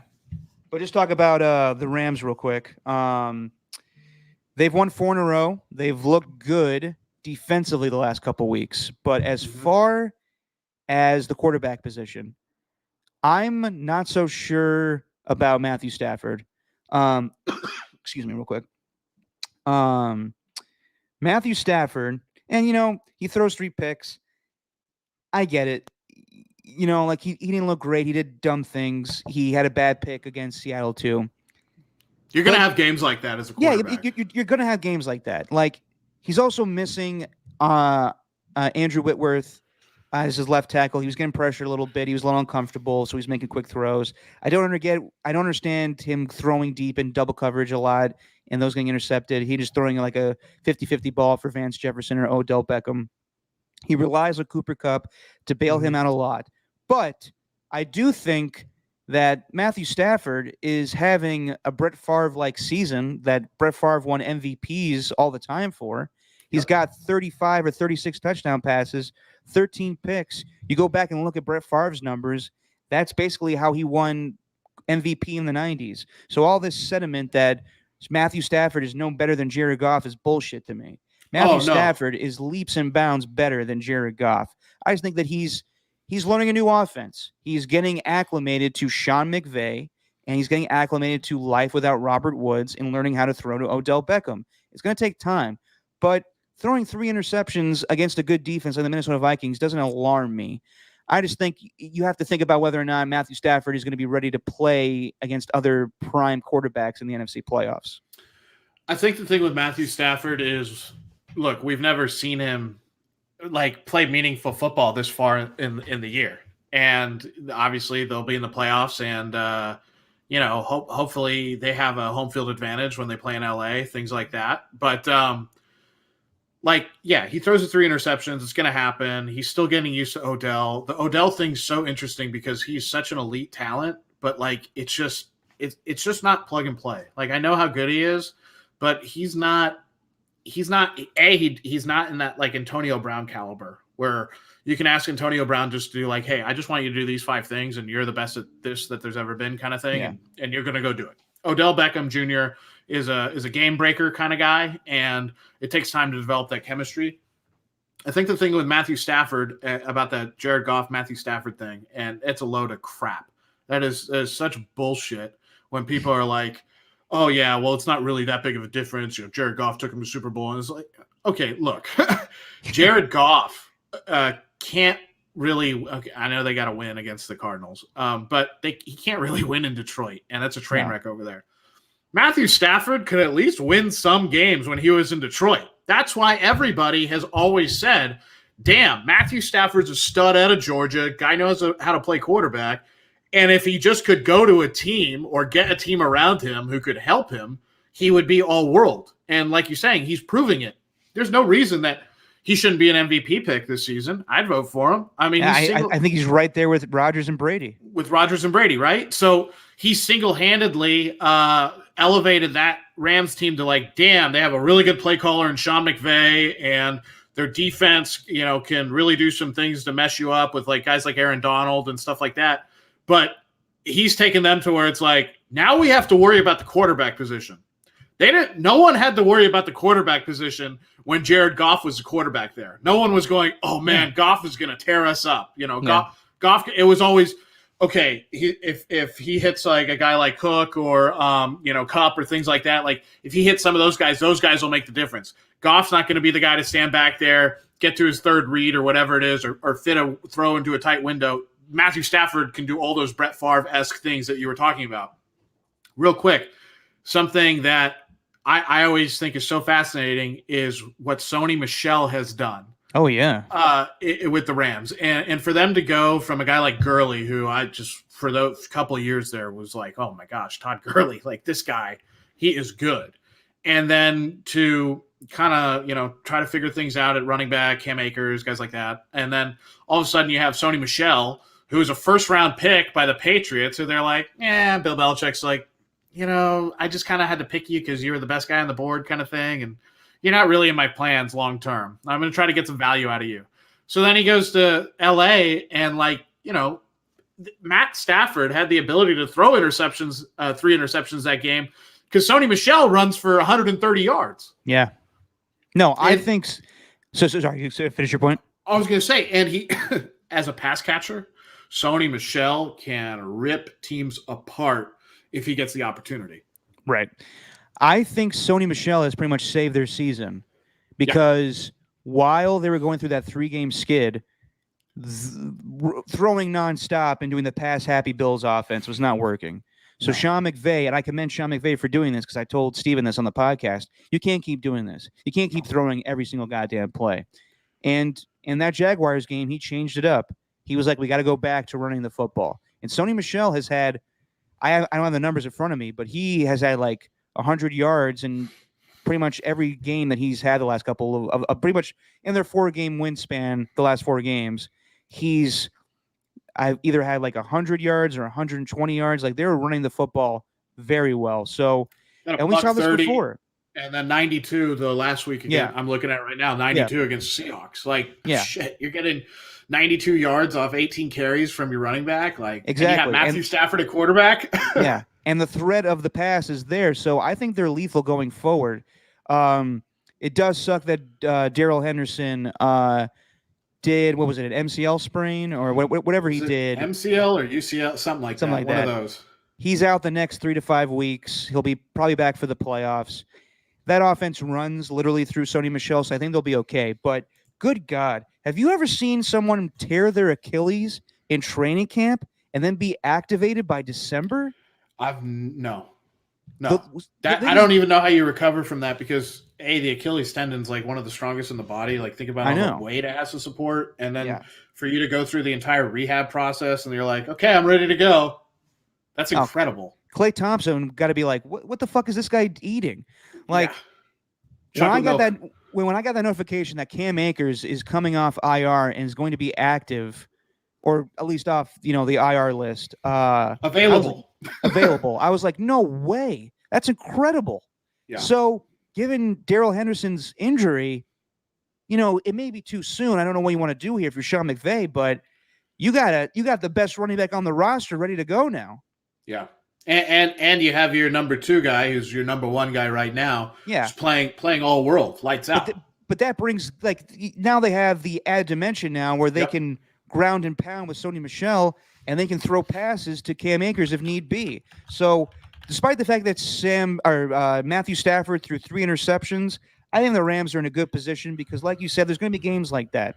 Tom Brady threw 3 picks in the NFC Championship game and still won. Yep. So I think the Rams have the most talent in football, and I don't know if they're going to, I don't know if they're going to, gather together and go for a Super Bowl run, but I think they're right there with the Packers. The NFC is really interesting right now because the Dallas Cowboys kicked the crap out of Washington on Sunday. We'll talk about that in a little bit, but I do like the way the Rams look going forward. But just talk about some of the other games from Week 16. I talked about it a couple weeks ago.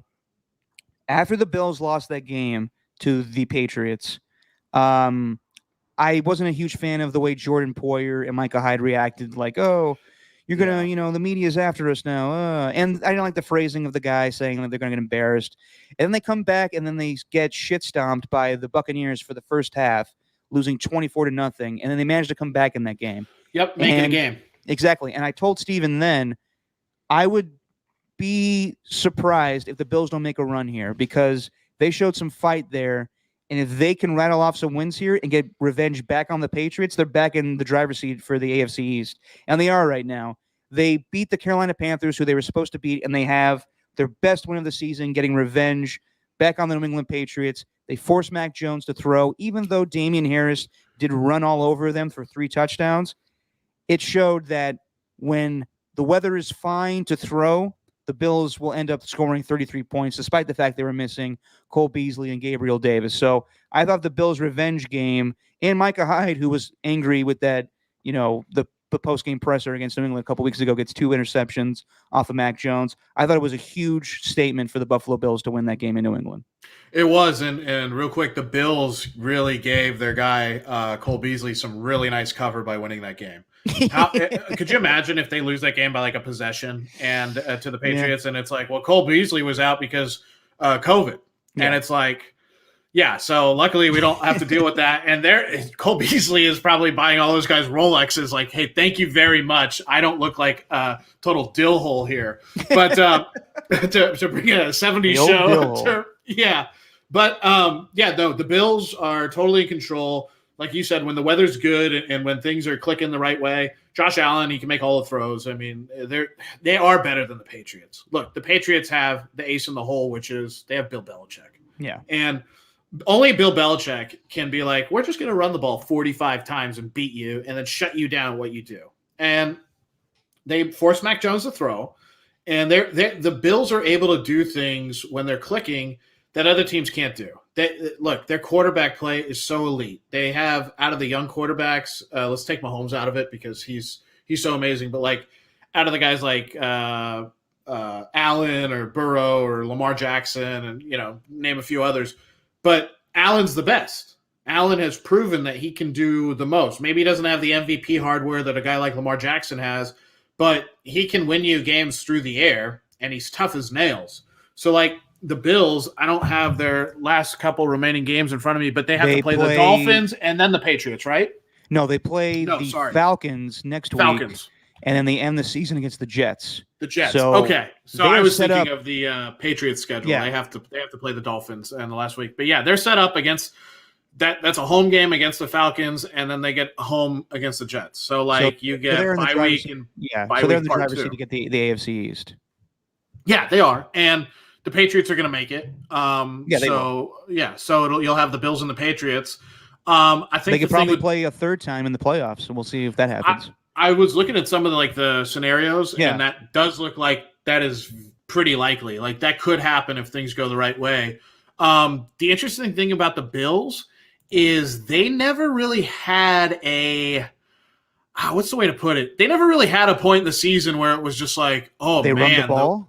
Yeah, well, they never had a point in the season where like just the wheels fell off. Like they had that one really bad loss to the Colts, and then it was just like, okay, the next week they beat the Saints 31-6 kind of thing. And it's like, okay, then we lose to the Patriots 14-10 and we lose a tough one to the Bucks, but then, we beat up on the Panthers and then beat up on the Patriots.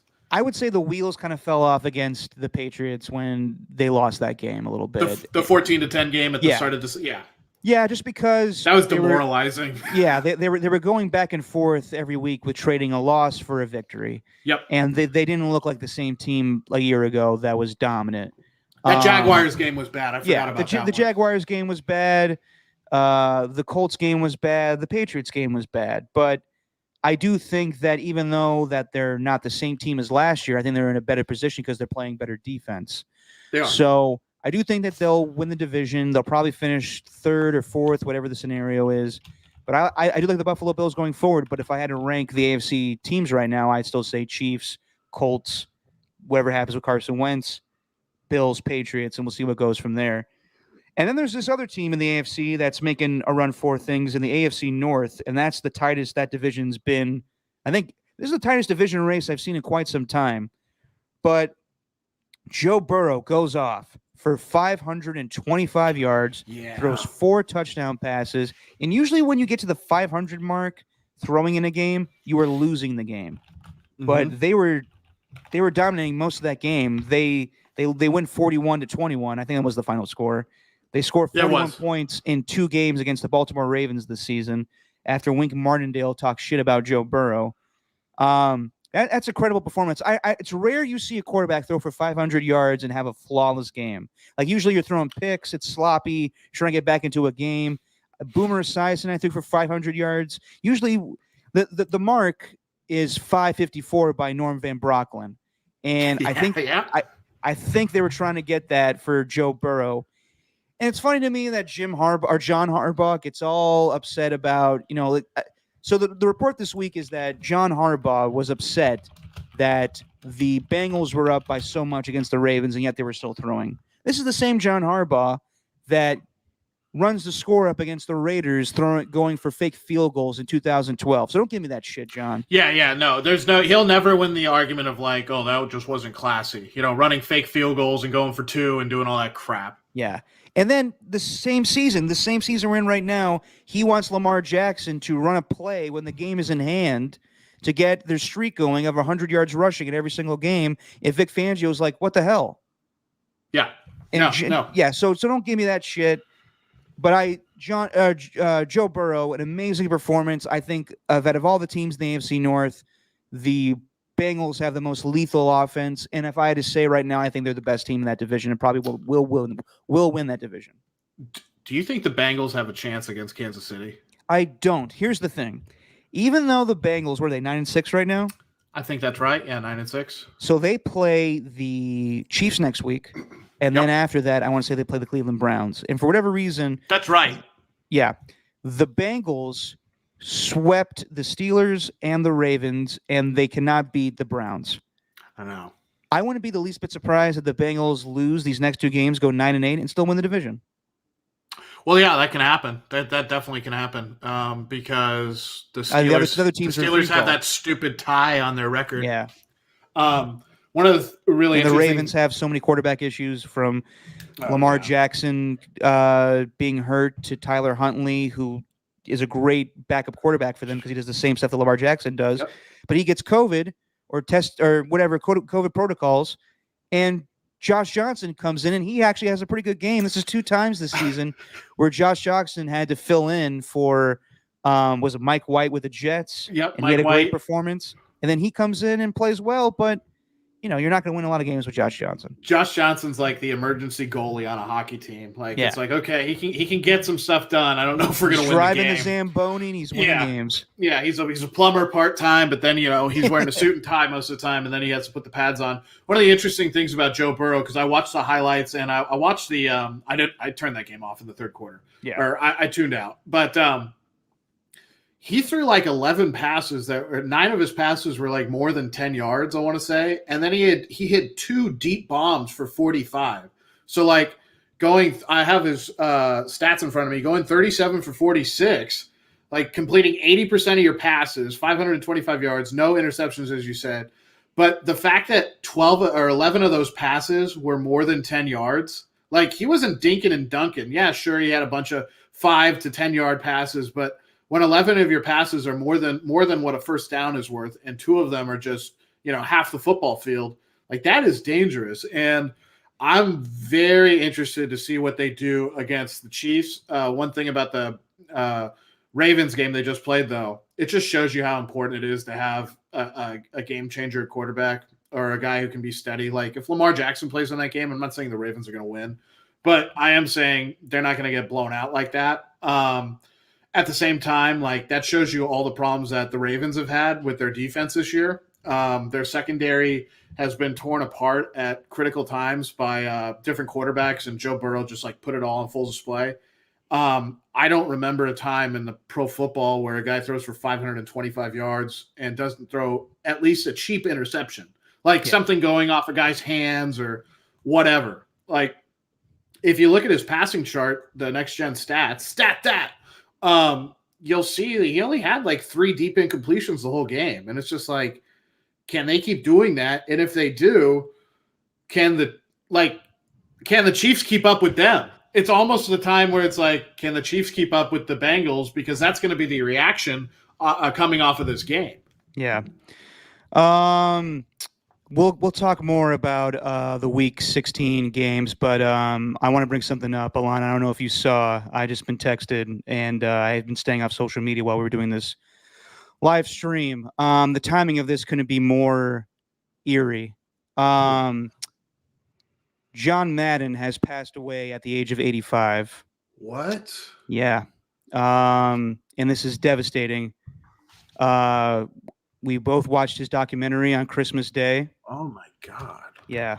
And I used a GIF of him for the promotion of this this show today. And wow. Whew. I was going to bring up his documentary, but let's talk about it now. Yeah. The timing of this couldn't be more God, incredible. John Madden, we'll talk about the documentary, but just talking about the man. Wow, we're going to have this conversation anyway, but it's just so weird that he's passed away today. So yeah, John Madden, a pioneer in football, from coaching the Raiders to being a fantastic broadcaster, and to the game Madden that everyone plays. He revolutionized football, and he's such a figure. And most people watch the documentary on Christmas and seeing what he's accomplished in his life. But God, this is crazy. I can't believe we're getting this news right now. Yeah, that's one of the rough parts of doing a live stream is, something like this comes across. But we were just, before we started, and obviously we were going to get into the All Madden, which was, thank God, so wonderful by Tom Rinaldi and Fox. But yeah, John Madden did a lot for the game of football. Like coaching the Raiders, being the winningest head coach ever, first to get to 100 wins faster than anybody else. On-field accomplishments, winning a Super Bowl. But then, after everybody knows what he did, the video games and the broadcasting and the Miller Lite commercials and all that, fun stuff. But, for him to pass away at 85 and just the weird timing of it. And that's definitely going to shake the football world because John Madden's been around almost as long as the NFL post-merger has been around, especially for our generation. And then people who are older than us, we grew up with John Madden being the color commentator with, guys like Al Michaels or Pat Summerall or whoever it was, and calling Super Bowls and doing all this stuff. But yeah, that's insane. Like, I don't really there's not really like a lot of words to put to that. And we've lost some football people this year, and this is probably, like one of the biggest gut punches of all. Yeah. And yeah, it's just tough. I really do. I was hoping people went and watched that documentary to begin with, but I mean now, like, just go on YouTube, even if you don't have access to documentary, and just look at some of the funny things that John Madden would say, and some of, like, you have the baby bucket and the daddy bucket and the mama bucket, like on this, all that stuff. Like, it was awesome. Like, listening to him broadcast the game, whether you knew football or not, is like listening to whoever the expert is at the bar, who happens to be a Super Bowl winning coach, tell you exactly what's happening in front of your eyes. Like, I don't know. People like that don't grow on trees. There's not a lot of teachers, and he was a teacher. Like, he taught people the game. God, this is hard. The timing of this is just eerie, given that we watched a documentary about him a couple days ago. But I'm glad it came out before this happened, because we usually don't honor people until they're dead. And we had talked about that a little bit. Like, yeah, I don't like stuff like this, because most of the time it doesn't happen until someone's already passed. Yeah. And luckily, like you said, he was alive to make it. Yeah. John Madden, has gotten a lot of people to be interested in football. And, it's the power of video games. He was revolutionary in that when EA came to him and said, we want to make a video game with you. And they were like, we don't know if we're going to have 11 guys on the field. And he was like, stop right there. It's not real football if you don't have 11 men on the field. So I'm not doing that unless it is. And he's turned, the game is not, NFL football. It's Madden. It's just Madden. And, oh, man. Did you ever go, growing up in the being in the Bay Area, did you ever get a chance to go over to his house or anything in Golden Eagle over there in Pleasanton? I was at his studio. I had the chance to film something with the first job I did in the Bay Area at Atomic Productions. We did it over at Madden Studios, but he was not there. My dream, my dad and I talked about it all the time. We wanted to go watch football with him one day.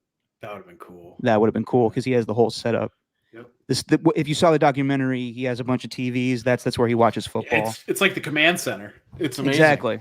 Exactly. I used to go trick-or-treating in that neighborhood when I was a kid. Oh, really? Because I had some good friends who lived over there, and the Maddens would always give out the biggest, like, king-size candy bar, like the big Hershey, like the big one. And that was always like a big highlight. It's like, okay, that's the last house on the route. We'll start at the top of the hill, walk down, and his house is right inside the gates, and you'd get the best candy going there. Yeah.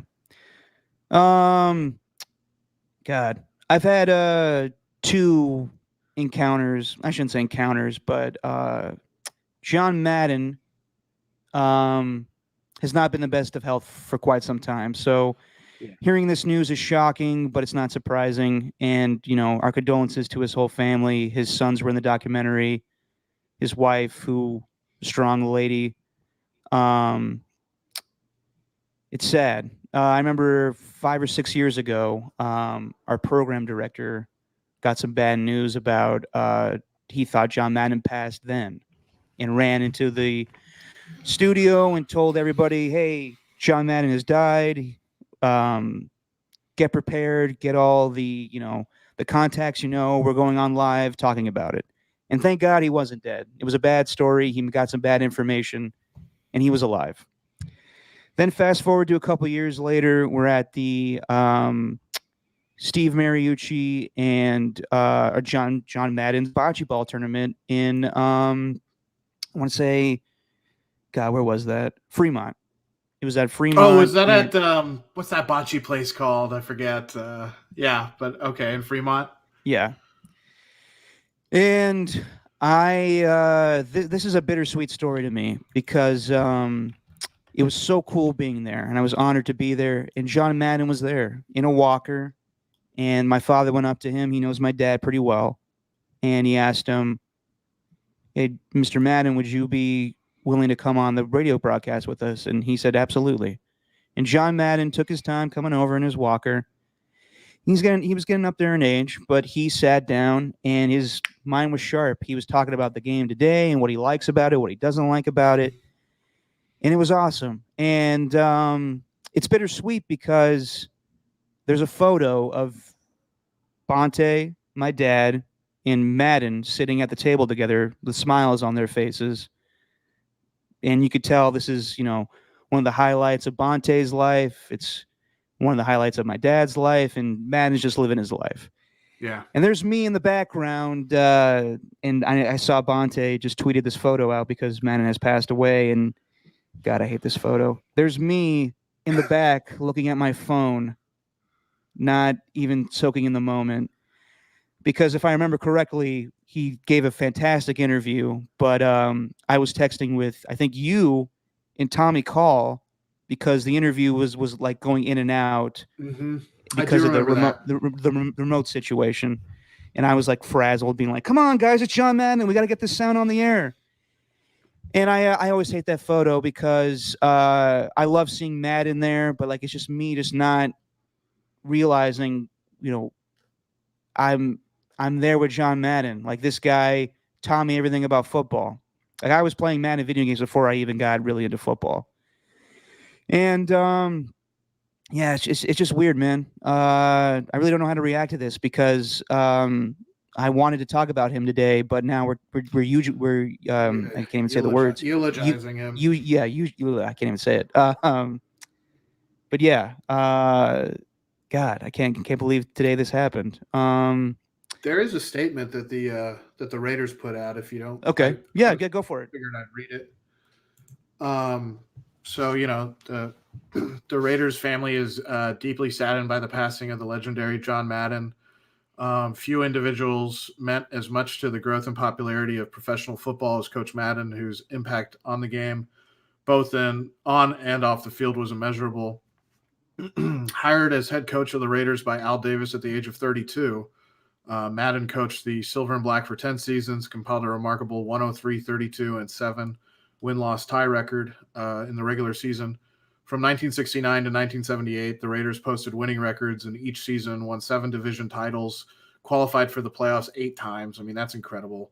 In 1976, Madden coached the Raiders to a 13-1 record and a 32-14 triumph over the Minnesota Vikings in Super Bowl 11, marking the franchise's first world championship of professional football. As professional football grew in popularity and influence, Madden and his silver and black teams played a significant role in some of the AFL and NFL's seminal moments, including the Sea of Hands, Immaculate Reception, Holy Roller, Ghost of the Post, among others. Madden cemented his role as a football icon in the broadcast booth, serving as a leading color analyst for all 4 major television networks: CBS, Fox, ABC, and NBC.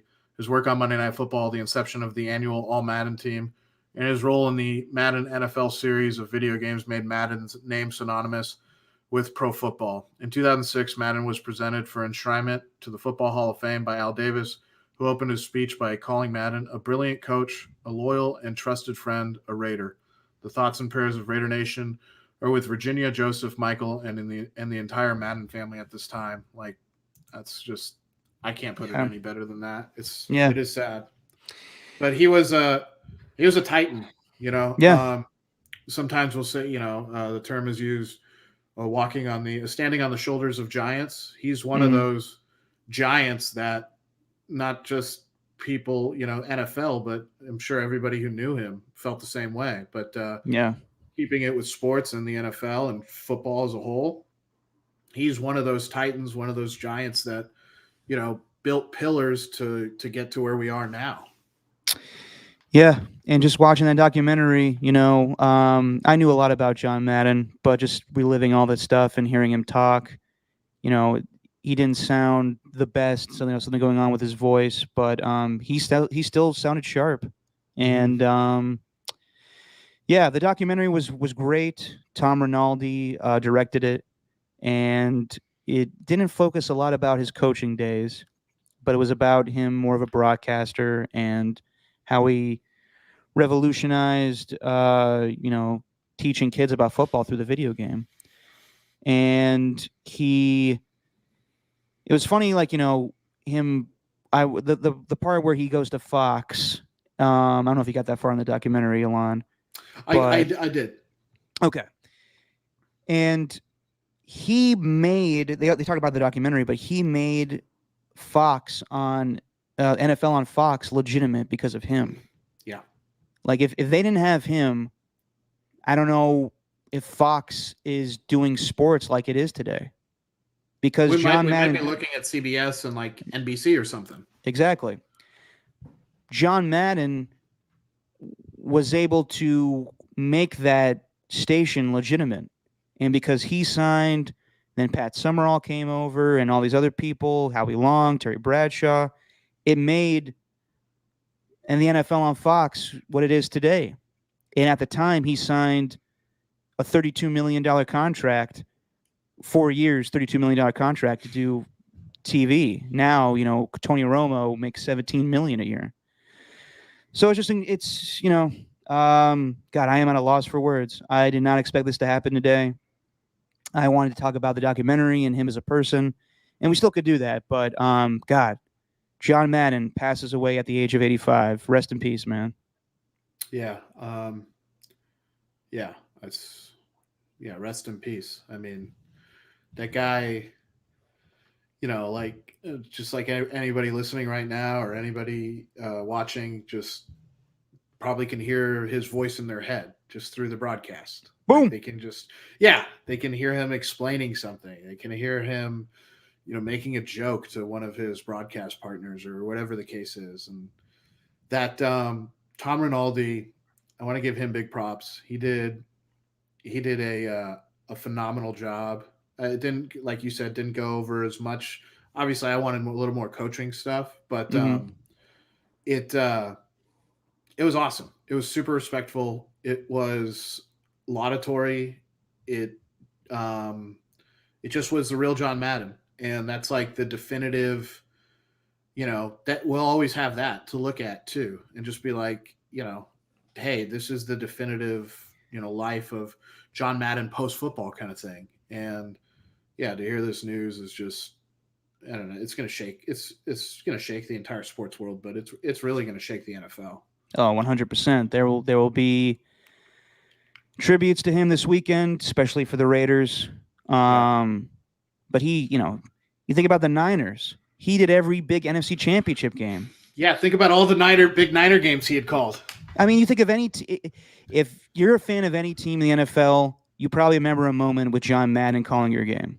Yeah. Like I remember watching the Super Bowl 36 or Super Bowl 37. Super Bowl 37 with the Raiders and Buccaneers? That is, yeah, that sounds right. Yeah. 2002. I remember Madden sounding a little pissed during the game because the Raiders were getting their ass kicked. Yep. And he was loyal to a team, man. Like his Hall of Fame induction ceremony, the guy that got on the job, Al Davis, is inducting him. So, oh man, I'll always remember him call that December 22nd game at the Coliseum with because he called that Brett Favre game. Yep, he did. When Brett's dad passed away. And it was kind of like both things meeting together. Like he loved Brett Favre, and you think about him with the Raiders as a head coach, and them coming together for such a big moment. And they mentioned that in the documentary. Brett does that. And so does Lawrence Taylor and a few other guys. But the Madden, made them a better player. Made them a better player. From turduckens being a big thing to the All Madden team. Man, if anyone hasn't seen the All Madden documentary, watch it now. If you can. It's going to be available on streaming, I think, in a week, like on a lot of different platforms. But given his death now, I wouldn't be the least bit surprised if it's available by tomorrow. If you have Fubo, you can go and watch it right now. Just type in All Madden and it'll play. But yeah, damn. Rest in peace, John Madden. I really wish. One of my biggest regrets in life will always be that picture of me just staring at that phone and not really enjoying the moment. So you were trying to bring. I'm not blowing smoke. You were trying to bring the magic of John Madden to everybody who was listening. I mean, that's what it was. I know. But sometimes you get wrapped up in other shit and you don't see what's important in front of you. So, damn. R.I.P. R.I.P. John Madden. I can't say it enough. He's had a huge impact on my life and everybody else's life that loves football. So, Couldn't put it any whew. better. Well, let's try to finish up the rest of the podcast. But damn, that threw me through a loop. Real quick before we get off this part, what was your favorite part of the documentary? Him, you know what? Actually, I'm glad you brought that up because I wrote this quote down, and I think it's very fitting if I can get my phone open. Bill Belichick read this quote. When you as a coach win, you're a genius. But when you look at it, you're a guy that was a PE major in college. Your best class was recess, and then you become a coach. You go from being good at recess to being a genius. John Madden said that during a game, and Bill Belichick brought that up, and he was like, "That's 100% right." That's an amazing quote. Yeah, that's what I'll take away from the documentary, and that's an amazing quote that God, man, I can't believe he's passed. God. I think my favorite part, or maybe tidbit of the documentary, was when he had said, I don't know if I want to go into broadcasting. Maybe I'll wait a few years and then I'll be ready. And when he said, no, if you wait a few years and you don't go for it, it could be gone. And basically his attitude was like, just go for it, take risks, like do big things kind of deal. And I always love that message because I think it's a message that's good for anybody, no matter what age they are. Yeah. I can't say it enough. Rest in peace to John Madden. Let's just finish up the show. We'll remember him with a good moment of silence at the end. But just finishing up the week that was in the NFL, Week 16. Buccaneers take care of business. They win the NFC South, beat the Panthers. I don't know what's going on with the Panthers doing that weird quarterback system with Sam Darnold playing some snaps and Cam Newton playing some snaps. But in the end, the Bucs win. Antonio Brown has a great game. Whatever happened with the Vax card, I don't know. He gets my media's fault. Yeah, it's the media's fault. His reaction in the post-game presser gets my jackass of the week vote. For him to be like, the media is always after me. Dude, they're not always after you. You put yourself in these stupid positions, whether you're accused of terrible things or throwing a couch out of your fucking house or the stuff you did with the Raiders, the stuff you did with the Steelers. And if this Vax card shit is true, then that's terrible. That's just awful. Yeah. So you could put the blame on you, but in the end, whatever, Antonio Brown, you're a great football player, but whatever. No one likes a liar. I mean, exactly. That's really what it is. And no one likes people, the boy who cried wolf. And for Antonio Brown to be like, well, you guys are always, it's like, what about all the things that you've done, man? And all the positions that, like you said, put people in and put teams in. That being said, about the Panthers, so the Buccaneers, I mean, it's not much of a story. We're all expecting the Buccaneers to win and go to the playoffs. But the Panthers with that quarterback thing, and I remember listening to you and Steven talking, I'm big, Kyle's cousin Kyle, which that was funny when you said that. But the Cam Newton thing, like, is that really just let's put butts in the seats, let's try to sell some Cam Newton 100%, kind of thing? 100%. If I was Sam Darnold, I'll be pissed off about that. Like, you're the guy that traded for me. You're going to get the former quarterback of this team to put asses in the seats. I think they soured on Sam Darnold. I don't know what they're going to do with Matt Rule, but yeah, the Panthers are a mess. But the Buccaneers, despite their injuries, they kind of went like this, Yeah, exactly. Started 3-0 and then just rock slide. But we'll see. I don't know about the Bucs this season. They got so many injuries. Mike Evans now is in COVID protocols. Godwin's out for the season. So we'll see if they're the same team from a year ago. Kansas City destroys the Steelers. I think Kansas City, one. Yeah. Kansas City's back. They win the AFC West again. And despite Travis Kelce not playing, and Tyreek Hill getting bottled up, KC gets the win. And I don't know what the Steelers are doing, kicking a field goal because they don't want to get shut out. I don't know why Ben Roethlisberger is playing so late in a blowout like that. Like, good Lord, get him off the field. See what you got with Dwayne Haskins or Mason Rudolph. But yeah, man. That was sad to watch. That was sad. It was hard to watch Ben Roethlisberger, and it's been tough the whole season to see him try to do the things that he used to be able to do. Yeah. He just can't do it. Yeah.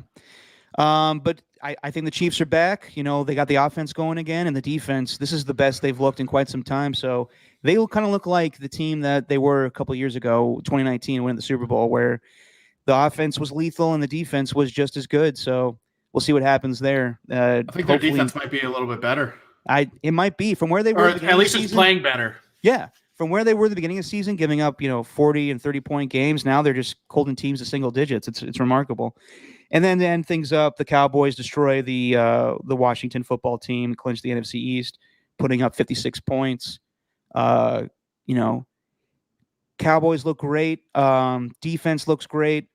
This is the best Cowboys team they've had in quite some time. So I don't know if they're the second best team in the NFC right now. They may finish second next to Green Bay, but we'll see what happens with Dallas there. But real quick, you're an Alabama guy. What'd you think of Deron Payne and Jonathan Allen going after each other? I thought it was like two brothers fighting. Yeah. I mean, those guys have gone to war together, and on the football field, I think it's tough. You just get mollywopped like that by Dallas, divisional rival, and I don't know, like. I think some people probably want to make a pretty big deal about it in terms of like, oh, look how dysfunctional everything is over there. And I just think at the end of the day, like you're getting beat like that. And you got two big defensive linemen who, come from the same program, play together. And, it seems like for a while, the Washington football team had a whole bunch of, it still does. They had a whole bunch of people on that team on the defensive side from Alabama. It just got caught on camera kind of thing. But I was going to ask you this. So I'm glad we got into these two games last. Which one was worse, the loss-wise? Like, in a vacuum, like the Chiefs beating the Pittsburgh Steelers so thoroughly that the broadcast switches to the Raiders taking knees? Or... Yeah, taking a kneel down, or in prime time, the Cowboys just annihilating Washington. They're both horrible. Yeah, probably equal parts bad. But like, if you're Washington, you don't want to get beat up by your division opponent like that, and your hated division opponent like that. I'd probably say Washington because it was 56-14. Yeah. But yeah, both were bad. Both were bad. And the Steelers still might make the playoffs. The Washington's I know. out, though. Yeah, Washington's out. And Washington been, kind of playing for their lives for a little while, and every game was important, and now their last two games won't be very important. Yeah. Let's switch gears real quick, Alon, while I got you. Sure. We'll do one show this week, given, I got busyness with work the rest of the week. So this will be our lone show this week. But sounds good. I'm glad I got you. You're a big college football guy. You're obviously Alabama alum. So what do you think about the college football playoffs, which I don't understand why the hell these games are taking place on New Year's Eve during the day at 12:30 kickoff. I got to work. So that game will be on the background for Alabama and Cincinnati. But why can't these games be on a Saturday afternoon? I don't get it. On New Year's Day when people are hungover watching football. As long as the college, when people are hungover at home eating their eggs or whatever your recovery meal is. No, I don't get it. As long as the CFP's been around, I have my gripes with the CFP. One of them, I think it devalues the bowl games, and you do kind of see that with teams just so readily pulling out right now, even because of COVID. Like to have these games on New Year's Eve when you're usually with your family or significant other or whatever you're doing, you're usually, it's not like, oh, this is the biggest sports day of the year, so it's stupid. It just shows you that some of these people who run this stuff don't know what the hell they're doing. And not that I could run it any better, but I sure as hell wouldn't put the games on New Year's Eve. Like, who's going to be able to watch this? Unless you're an alum or you're making time, it's going to be an appointment. You're going to have to clear things off to go watch. Like, I know in the past when Alabama's been playing in the CFP on New Year's Eve, I've been like, tell my family, whoever I'm with, like, sorry, now I got to go, or I got to go do this because I'm not going to miss this. Like, and this would be probably the one I could miss against Cincinnati. But yeah, like it's just bad. I don't know if it's a way for them to try to get ratings on New Year's Eve, which might. It's just that people are out. Who's watching football on New Year's Eve? Maybe it's no, I don't know. I'm always trying to think of a reason why they do this. Maybe it's a way of trying to give more importance to the games than there already is. Honestly, Derek, I don't know. Yeah, I mean, why do you think they do it? Like, if I honestly don't know. If I was a TV executive, I would not put these games on a Friday afternoon. Wouldn't you put it on the Saturday after, yes, or absolutely clear a special slot like New Year's here's Day? Another thing. New Year's Day all day. The two playoff games. Here's another thing too: the fact that there's bowl games after the fact that there's the doesn't make sense to me. After the college football, after the most important bowl games, it doesn't make any sense. It's a screw up. But your quick thoughts on the two matchups: Cincinnati against your alma mater, Alabama. So I think Cincinnati opened up as like a 14-point dog. I don't know how they stay in the game. If Alabama just plays, 70% to their potential, they'll beat Cincinnati. Alabama kills teams like this. They just, take a team that could be good from a different conference and they just murder them. Like Miami at the start of the season, they just killed the Hurricanes. Like they're good at that. They had the one slip up the season at A&M in College Station, but yeah, that's probably the worst. It's the worst matchup of the slate for sure. What do you think about Georgia and Michigan? That game I think is going to be a phenomenal game, and that could go either way. I actually really like Michigan. I have a good buddy of mine who's a hardcore Michigan fan, and I told him all the season, I was like, dude, I think this is your year, guys. Like, I think this is your year to make it really deep and for sure make the playoff. And they did because they beat Ohio State and they got a little bit of help everywhere else. But that'll be interesting. I would like to see, even though I'm an SEC guy, I would like to see a Big Ten team other than Ohio State win a big game. And that'd be interesting to watch. If I had to pick, I don't know, Georgia has the better roster and they've been dominant defensively, but there's something about Jim Harbaugh in Michigan this year. They've been able to do things, and that Ohio State victory really makes me think that they can get it done. I'm rooting for Michigan. I don't want to see Alabama play Georgia again. We already saw it. I want to see. I would love to see Saban go up against Harbaugh. I do think Georgia will beat them, but that it could go either way. But if it is Alabama and Michigan, you like Alabama's chances again, right? Yeah. That being said, from a gambling perspective or something like that, I'm very tempted to bet on Michigan. I just think Michigan has it. I just think Michigan, that would be like a money line play if the odds were, in my favor in terms of being juicy. But I just think Michigan has something this year. And Alabama is going through a rebuild. I know they have Bryce Young as a Heisman winning quarterback and, good weapons and everything. But it's just something about Michigan. I can't put my finger on it. But they have some good cooking right now. But they do. That being said, Alabama versus Michigan, if you're the college football playoff committee and you're the networks, you're getting on your knees praying for that to happen. Oh yeah, those ratings will be huge. Yeah, that would be huge. That's what I'm rooting for, but I don't know if we'll get that. I think Georgia, just being an SEC team, may beat Michigan. Do you think Jim Harbaugh lets his team lose to Georgia? I think he tries to do every. I mean, obviously he will, but it could be like Ohio State beating Clemson last year. Yeah, it could be. So I think it's interesting. But that being said, one thing I feel bad for Cincinnati. One thing the CFP does, and that the BCS era did do, was the BCS really valued undefeated seasons, even from non-Power 5. Although you did see Boise kind of get screwed out of maybe playing for a national championship a few times.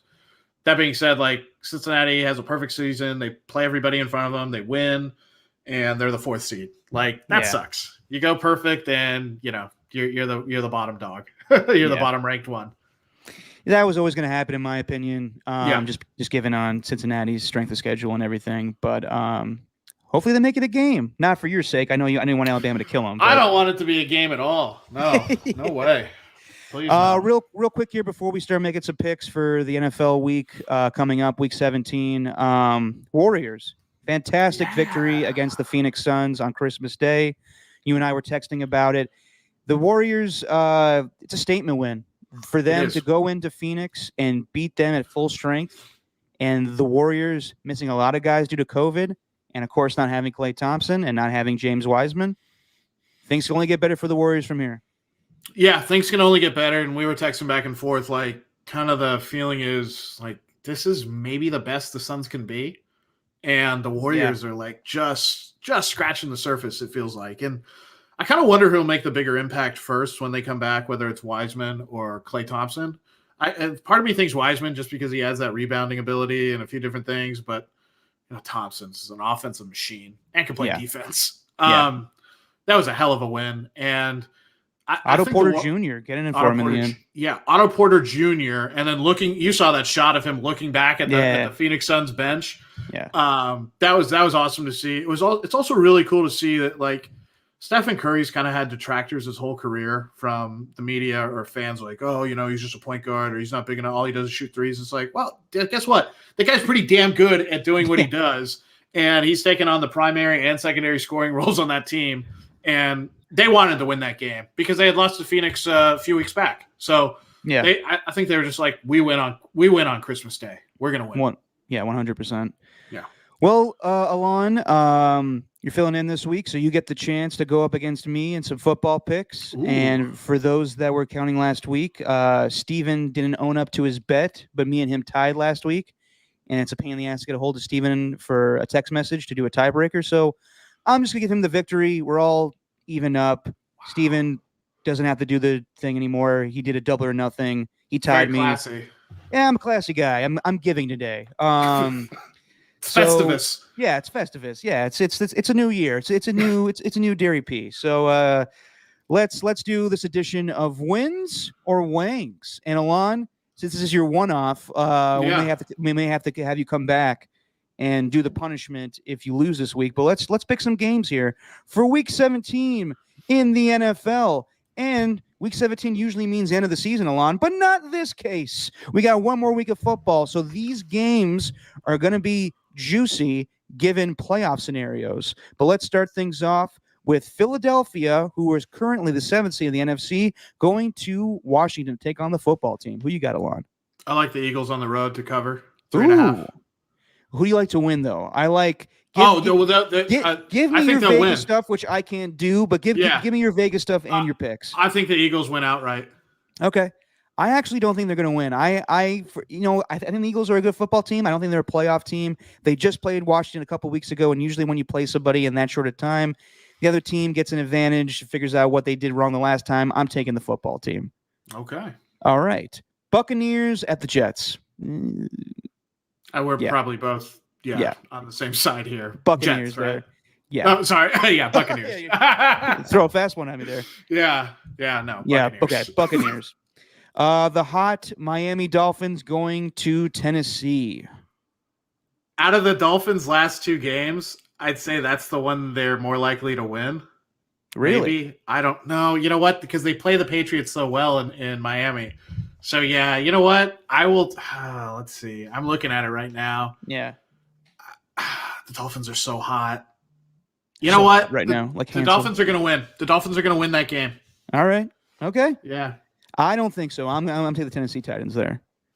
Short week for the old Miami team. It is a short week for Miami. But, yeah, I think that maybe the Titans are due to lose one because I kind of think they should have lost to the Niners. And a long week for the Titans playing last Thursday. So I think it goes in the Titans' advantage.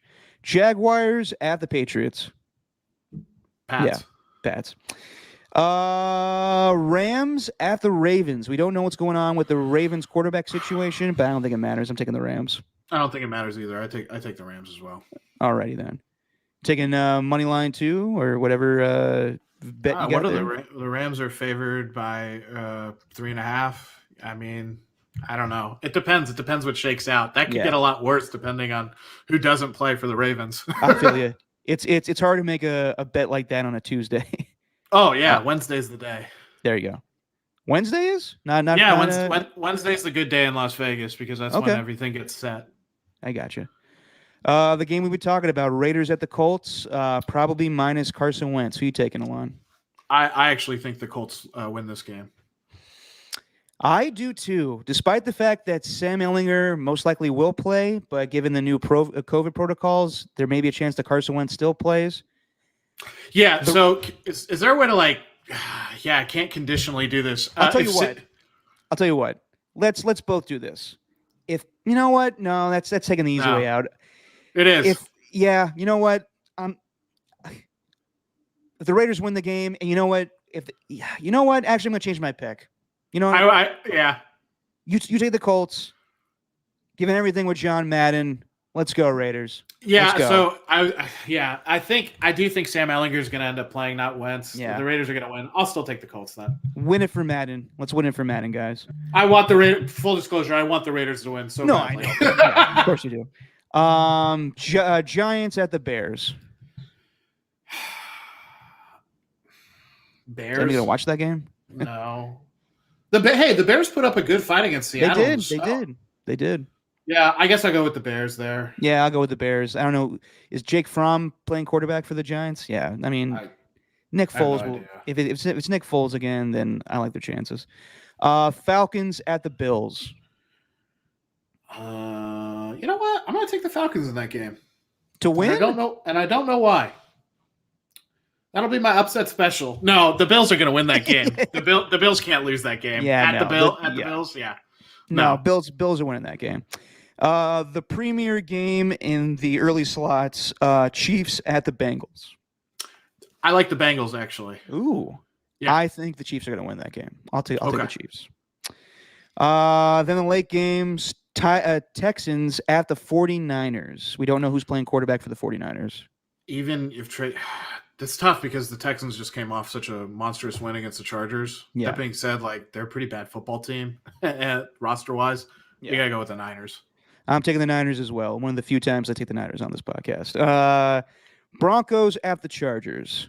I think after the Chargers have had two really bad losses, they had a heartbreaker against the Chiefs, and they just flat out get their ass kicked with Rex Burkhead running all over them. Despite that they had COVID situations, I still think they should have beat the Texans, but they don't. They're reverting back to their old Charger ways, but I think they get the job done and beat the Denver Broncos. I think they beat the Broncos as well. I don't think, and it doesn't matter who is playing quarterback for the Broncos. I just think they lose no matter what. Panthers at the Saints. If everything is cleared up for the Saints with their COVID situations, I'll take the Saints. I'm going to take the Panthers because I don't think they're going to be all cleared up. That's just my feeling. I just feel like there's going to be more. Yeah, hopefully not. But that Saints defense is playing really well. If they don't make the playoffs, that's a shame because I think Sean Payton's doing a fantastic job. I'm talking about Sean Payton, not Kevin James. Lions at the Seahawks, both teams that are out of the playoff mix, but what the hell? Let's see who wins this game. Yeah, we'll see who wins the game. The Lions have been so good ATS this year, but I mean, yeah, the Seahawks are going to win at home. Yeah. Well, real quick, they didn't last the Seahawks. Week. How many NFC teams are probably happy after watching that Chicago Seahawks game that the Seahawks are not in playoff contention and having to host a home football game? Could you imagine? I wouldn't want to go through Seattle if it's snowing like that and that crowd's crazy. How many times you see it snow in Seattle like that? I remember a game in 2006 on Monday Night Football where Sean Alexander rushed for 200 yards against the Green Bay Packers. Okay. But besides that, I don't remember a lot of snow in Seattle. It's usually just really, really cold. But it usually doesn't snow there. Yeah, I'm taking Seattle as well. Yep. And then we got the Cardinals at the Cowboys. Are the Cardinals going to win a game before they go into the playoffs against a hot Dallas Cowboys team that just scored 56 points? This is the one they kind of need to win to prove to themselves that they're for real, I kind of think, at this point in the season. But the way the Cowboys just drubbed the Washington football team, you have to go with the Cowboys. I like your thinking, Alon, and I'm actually going to go with the Cardinals. They beat them last year without Dak Prescott. It's a longer week for the Cardinals. They get a day after playing on Saturday last week. They got to win a game, and they got to win a statement. And I think, the Cowboys are due for a letdown after beating up on Washington. Cardinals could be more focused this week. I'm taking the Cardinals. Gotcha. And then we got the Vikings at the Packers, and Packers have already locked up the division. And the Vikings are still crawling around for a playoff spot. I don't think it's going to happen. I think the Packers get the victory over Minnesota after they lost to them a couple weeks ago. Yeah, I'm taking the Packers to win this game. Actually, I'll take the Vikings. Packers Ooh. nothing. Packers nothing to play for, other They than maybe still got to wrap some up home seat. field. There's seating implications, but I think the Vikings will have a really good game on the ground. Interesting. I And think they'll do it. Dalvin I Cook think comes back. Yeah, I think they'll be able to try. They're going to try to do what Cleveland should have kept doing, which was running the ball. And Yeah. I think if they do that, the way kind of Green Bay, like we talked about sleepwalking through these last few weeks, Yeah. I think they can beat Green Bay. It's divisional. Interesting. Game. Okay. And then the Monday Night Football game, last one of, or actually, no, we're gonna have a doubleheader Monday Night Football in Week 18. Yeah. But I think it's actually gonna be a Saturday night game, but on ESPN or something. Browns at the Steelers for the last Monday night game, or they'll have a playoff game too. Okay, Monday night game, Browns and Steelers. Yeah, I don't even know who to pick in this game. I mean, Browns, right? Because they're no. I'm gonna go Steelers, and they're the underdog, but I'm gonna pick the Steelers at home. I'm going to pick the Steelers as well because this could be Ben Roethlisberger's and should be Ben Roethlisberger's last home game as a Pittsburgh Steelers. Yeah. So send him off with a victory for high school. I agree. And he doesn't want to go out like, old man Roethlisberger, like not doing well. He wants to, if they're going to lose the game, he wants to go out on his shield, like throwing for 3 touchdowns and 400 yards or whatever. No, I'm with you. Well, that's it, man. We got our picks in, and if I win, I really hope I lose that Raiders Colts pick. I want the Raiders to win so bad. If you lose, we'll have you come back on sometime, and you'll owe up with some hot sauce or whatever you want to do. Yeah, you guys got to. You and Steven got to get your own hot sauce branded. You got to get your own. Wish, man. There's got to be a Just Your Opinion Man hot sauce. Ooh, God, a JYOM hot sauce. I like that. Yeah, because you could make it happen. Your and Steven's faces could be on it, and maybe like like fire because it's so hot. Yeah. No, that'd be good. That's a good idea. That's a good idea. If any hot sauce companies out there want to get into the Just Your Opinion Man business, let us know. But Alon, long podcast. We got things happened and we addressed it, and but yeah, dude. So thankful that you were able to jump on with me today. I really appreciate it. We covered everything. And I'm glad you were here, man, because I know you're a big-time Raider fan, and I know you love the history of the Raiders. And obviously, John Madden is, crucial in the history of the Raiders' history. So I'm glad you were here, man, to talk about it. Yeah, it's just sad, man. I can't believe that we've lost Madden today. Yeah, I don't.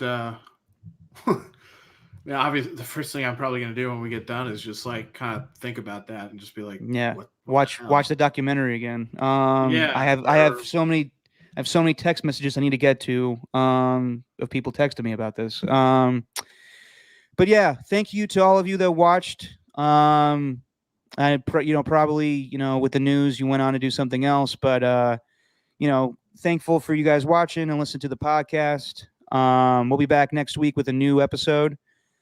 Every week we end with it's just our opinion, man. But Steven not being here with the news of John Madden, I just want to end with a moment of silence for Coach Madden. So rest in peace, John Madden. You had a huge impact on me. You had a huge impact on Alon and everybody that watches football, plays football. God, rest in peace, John Madden.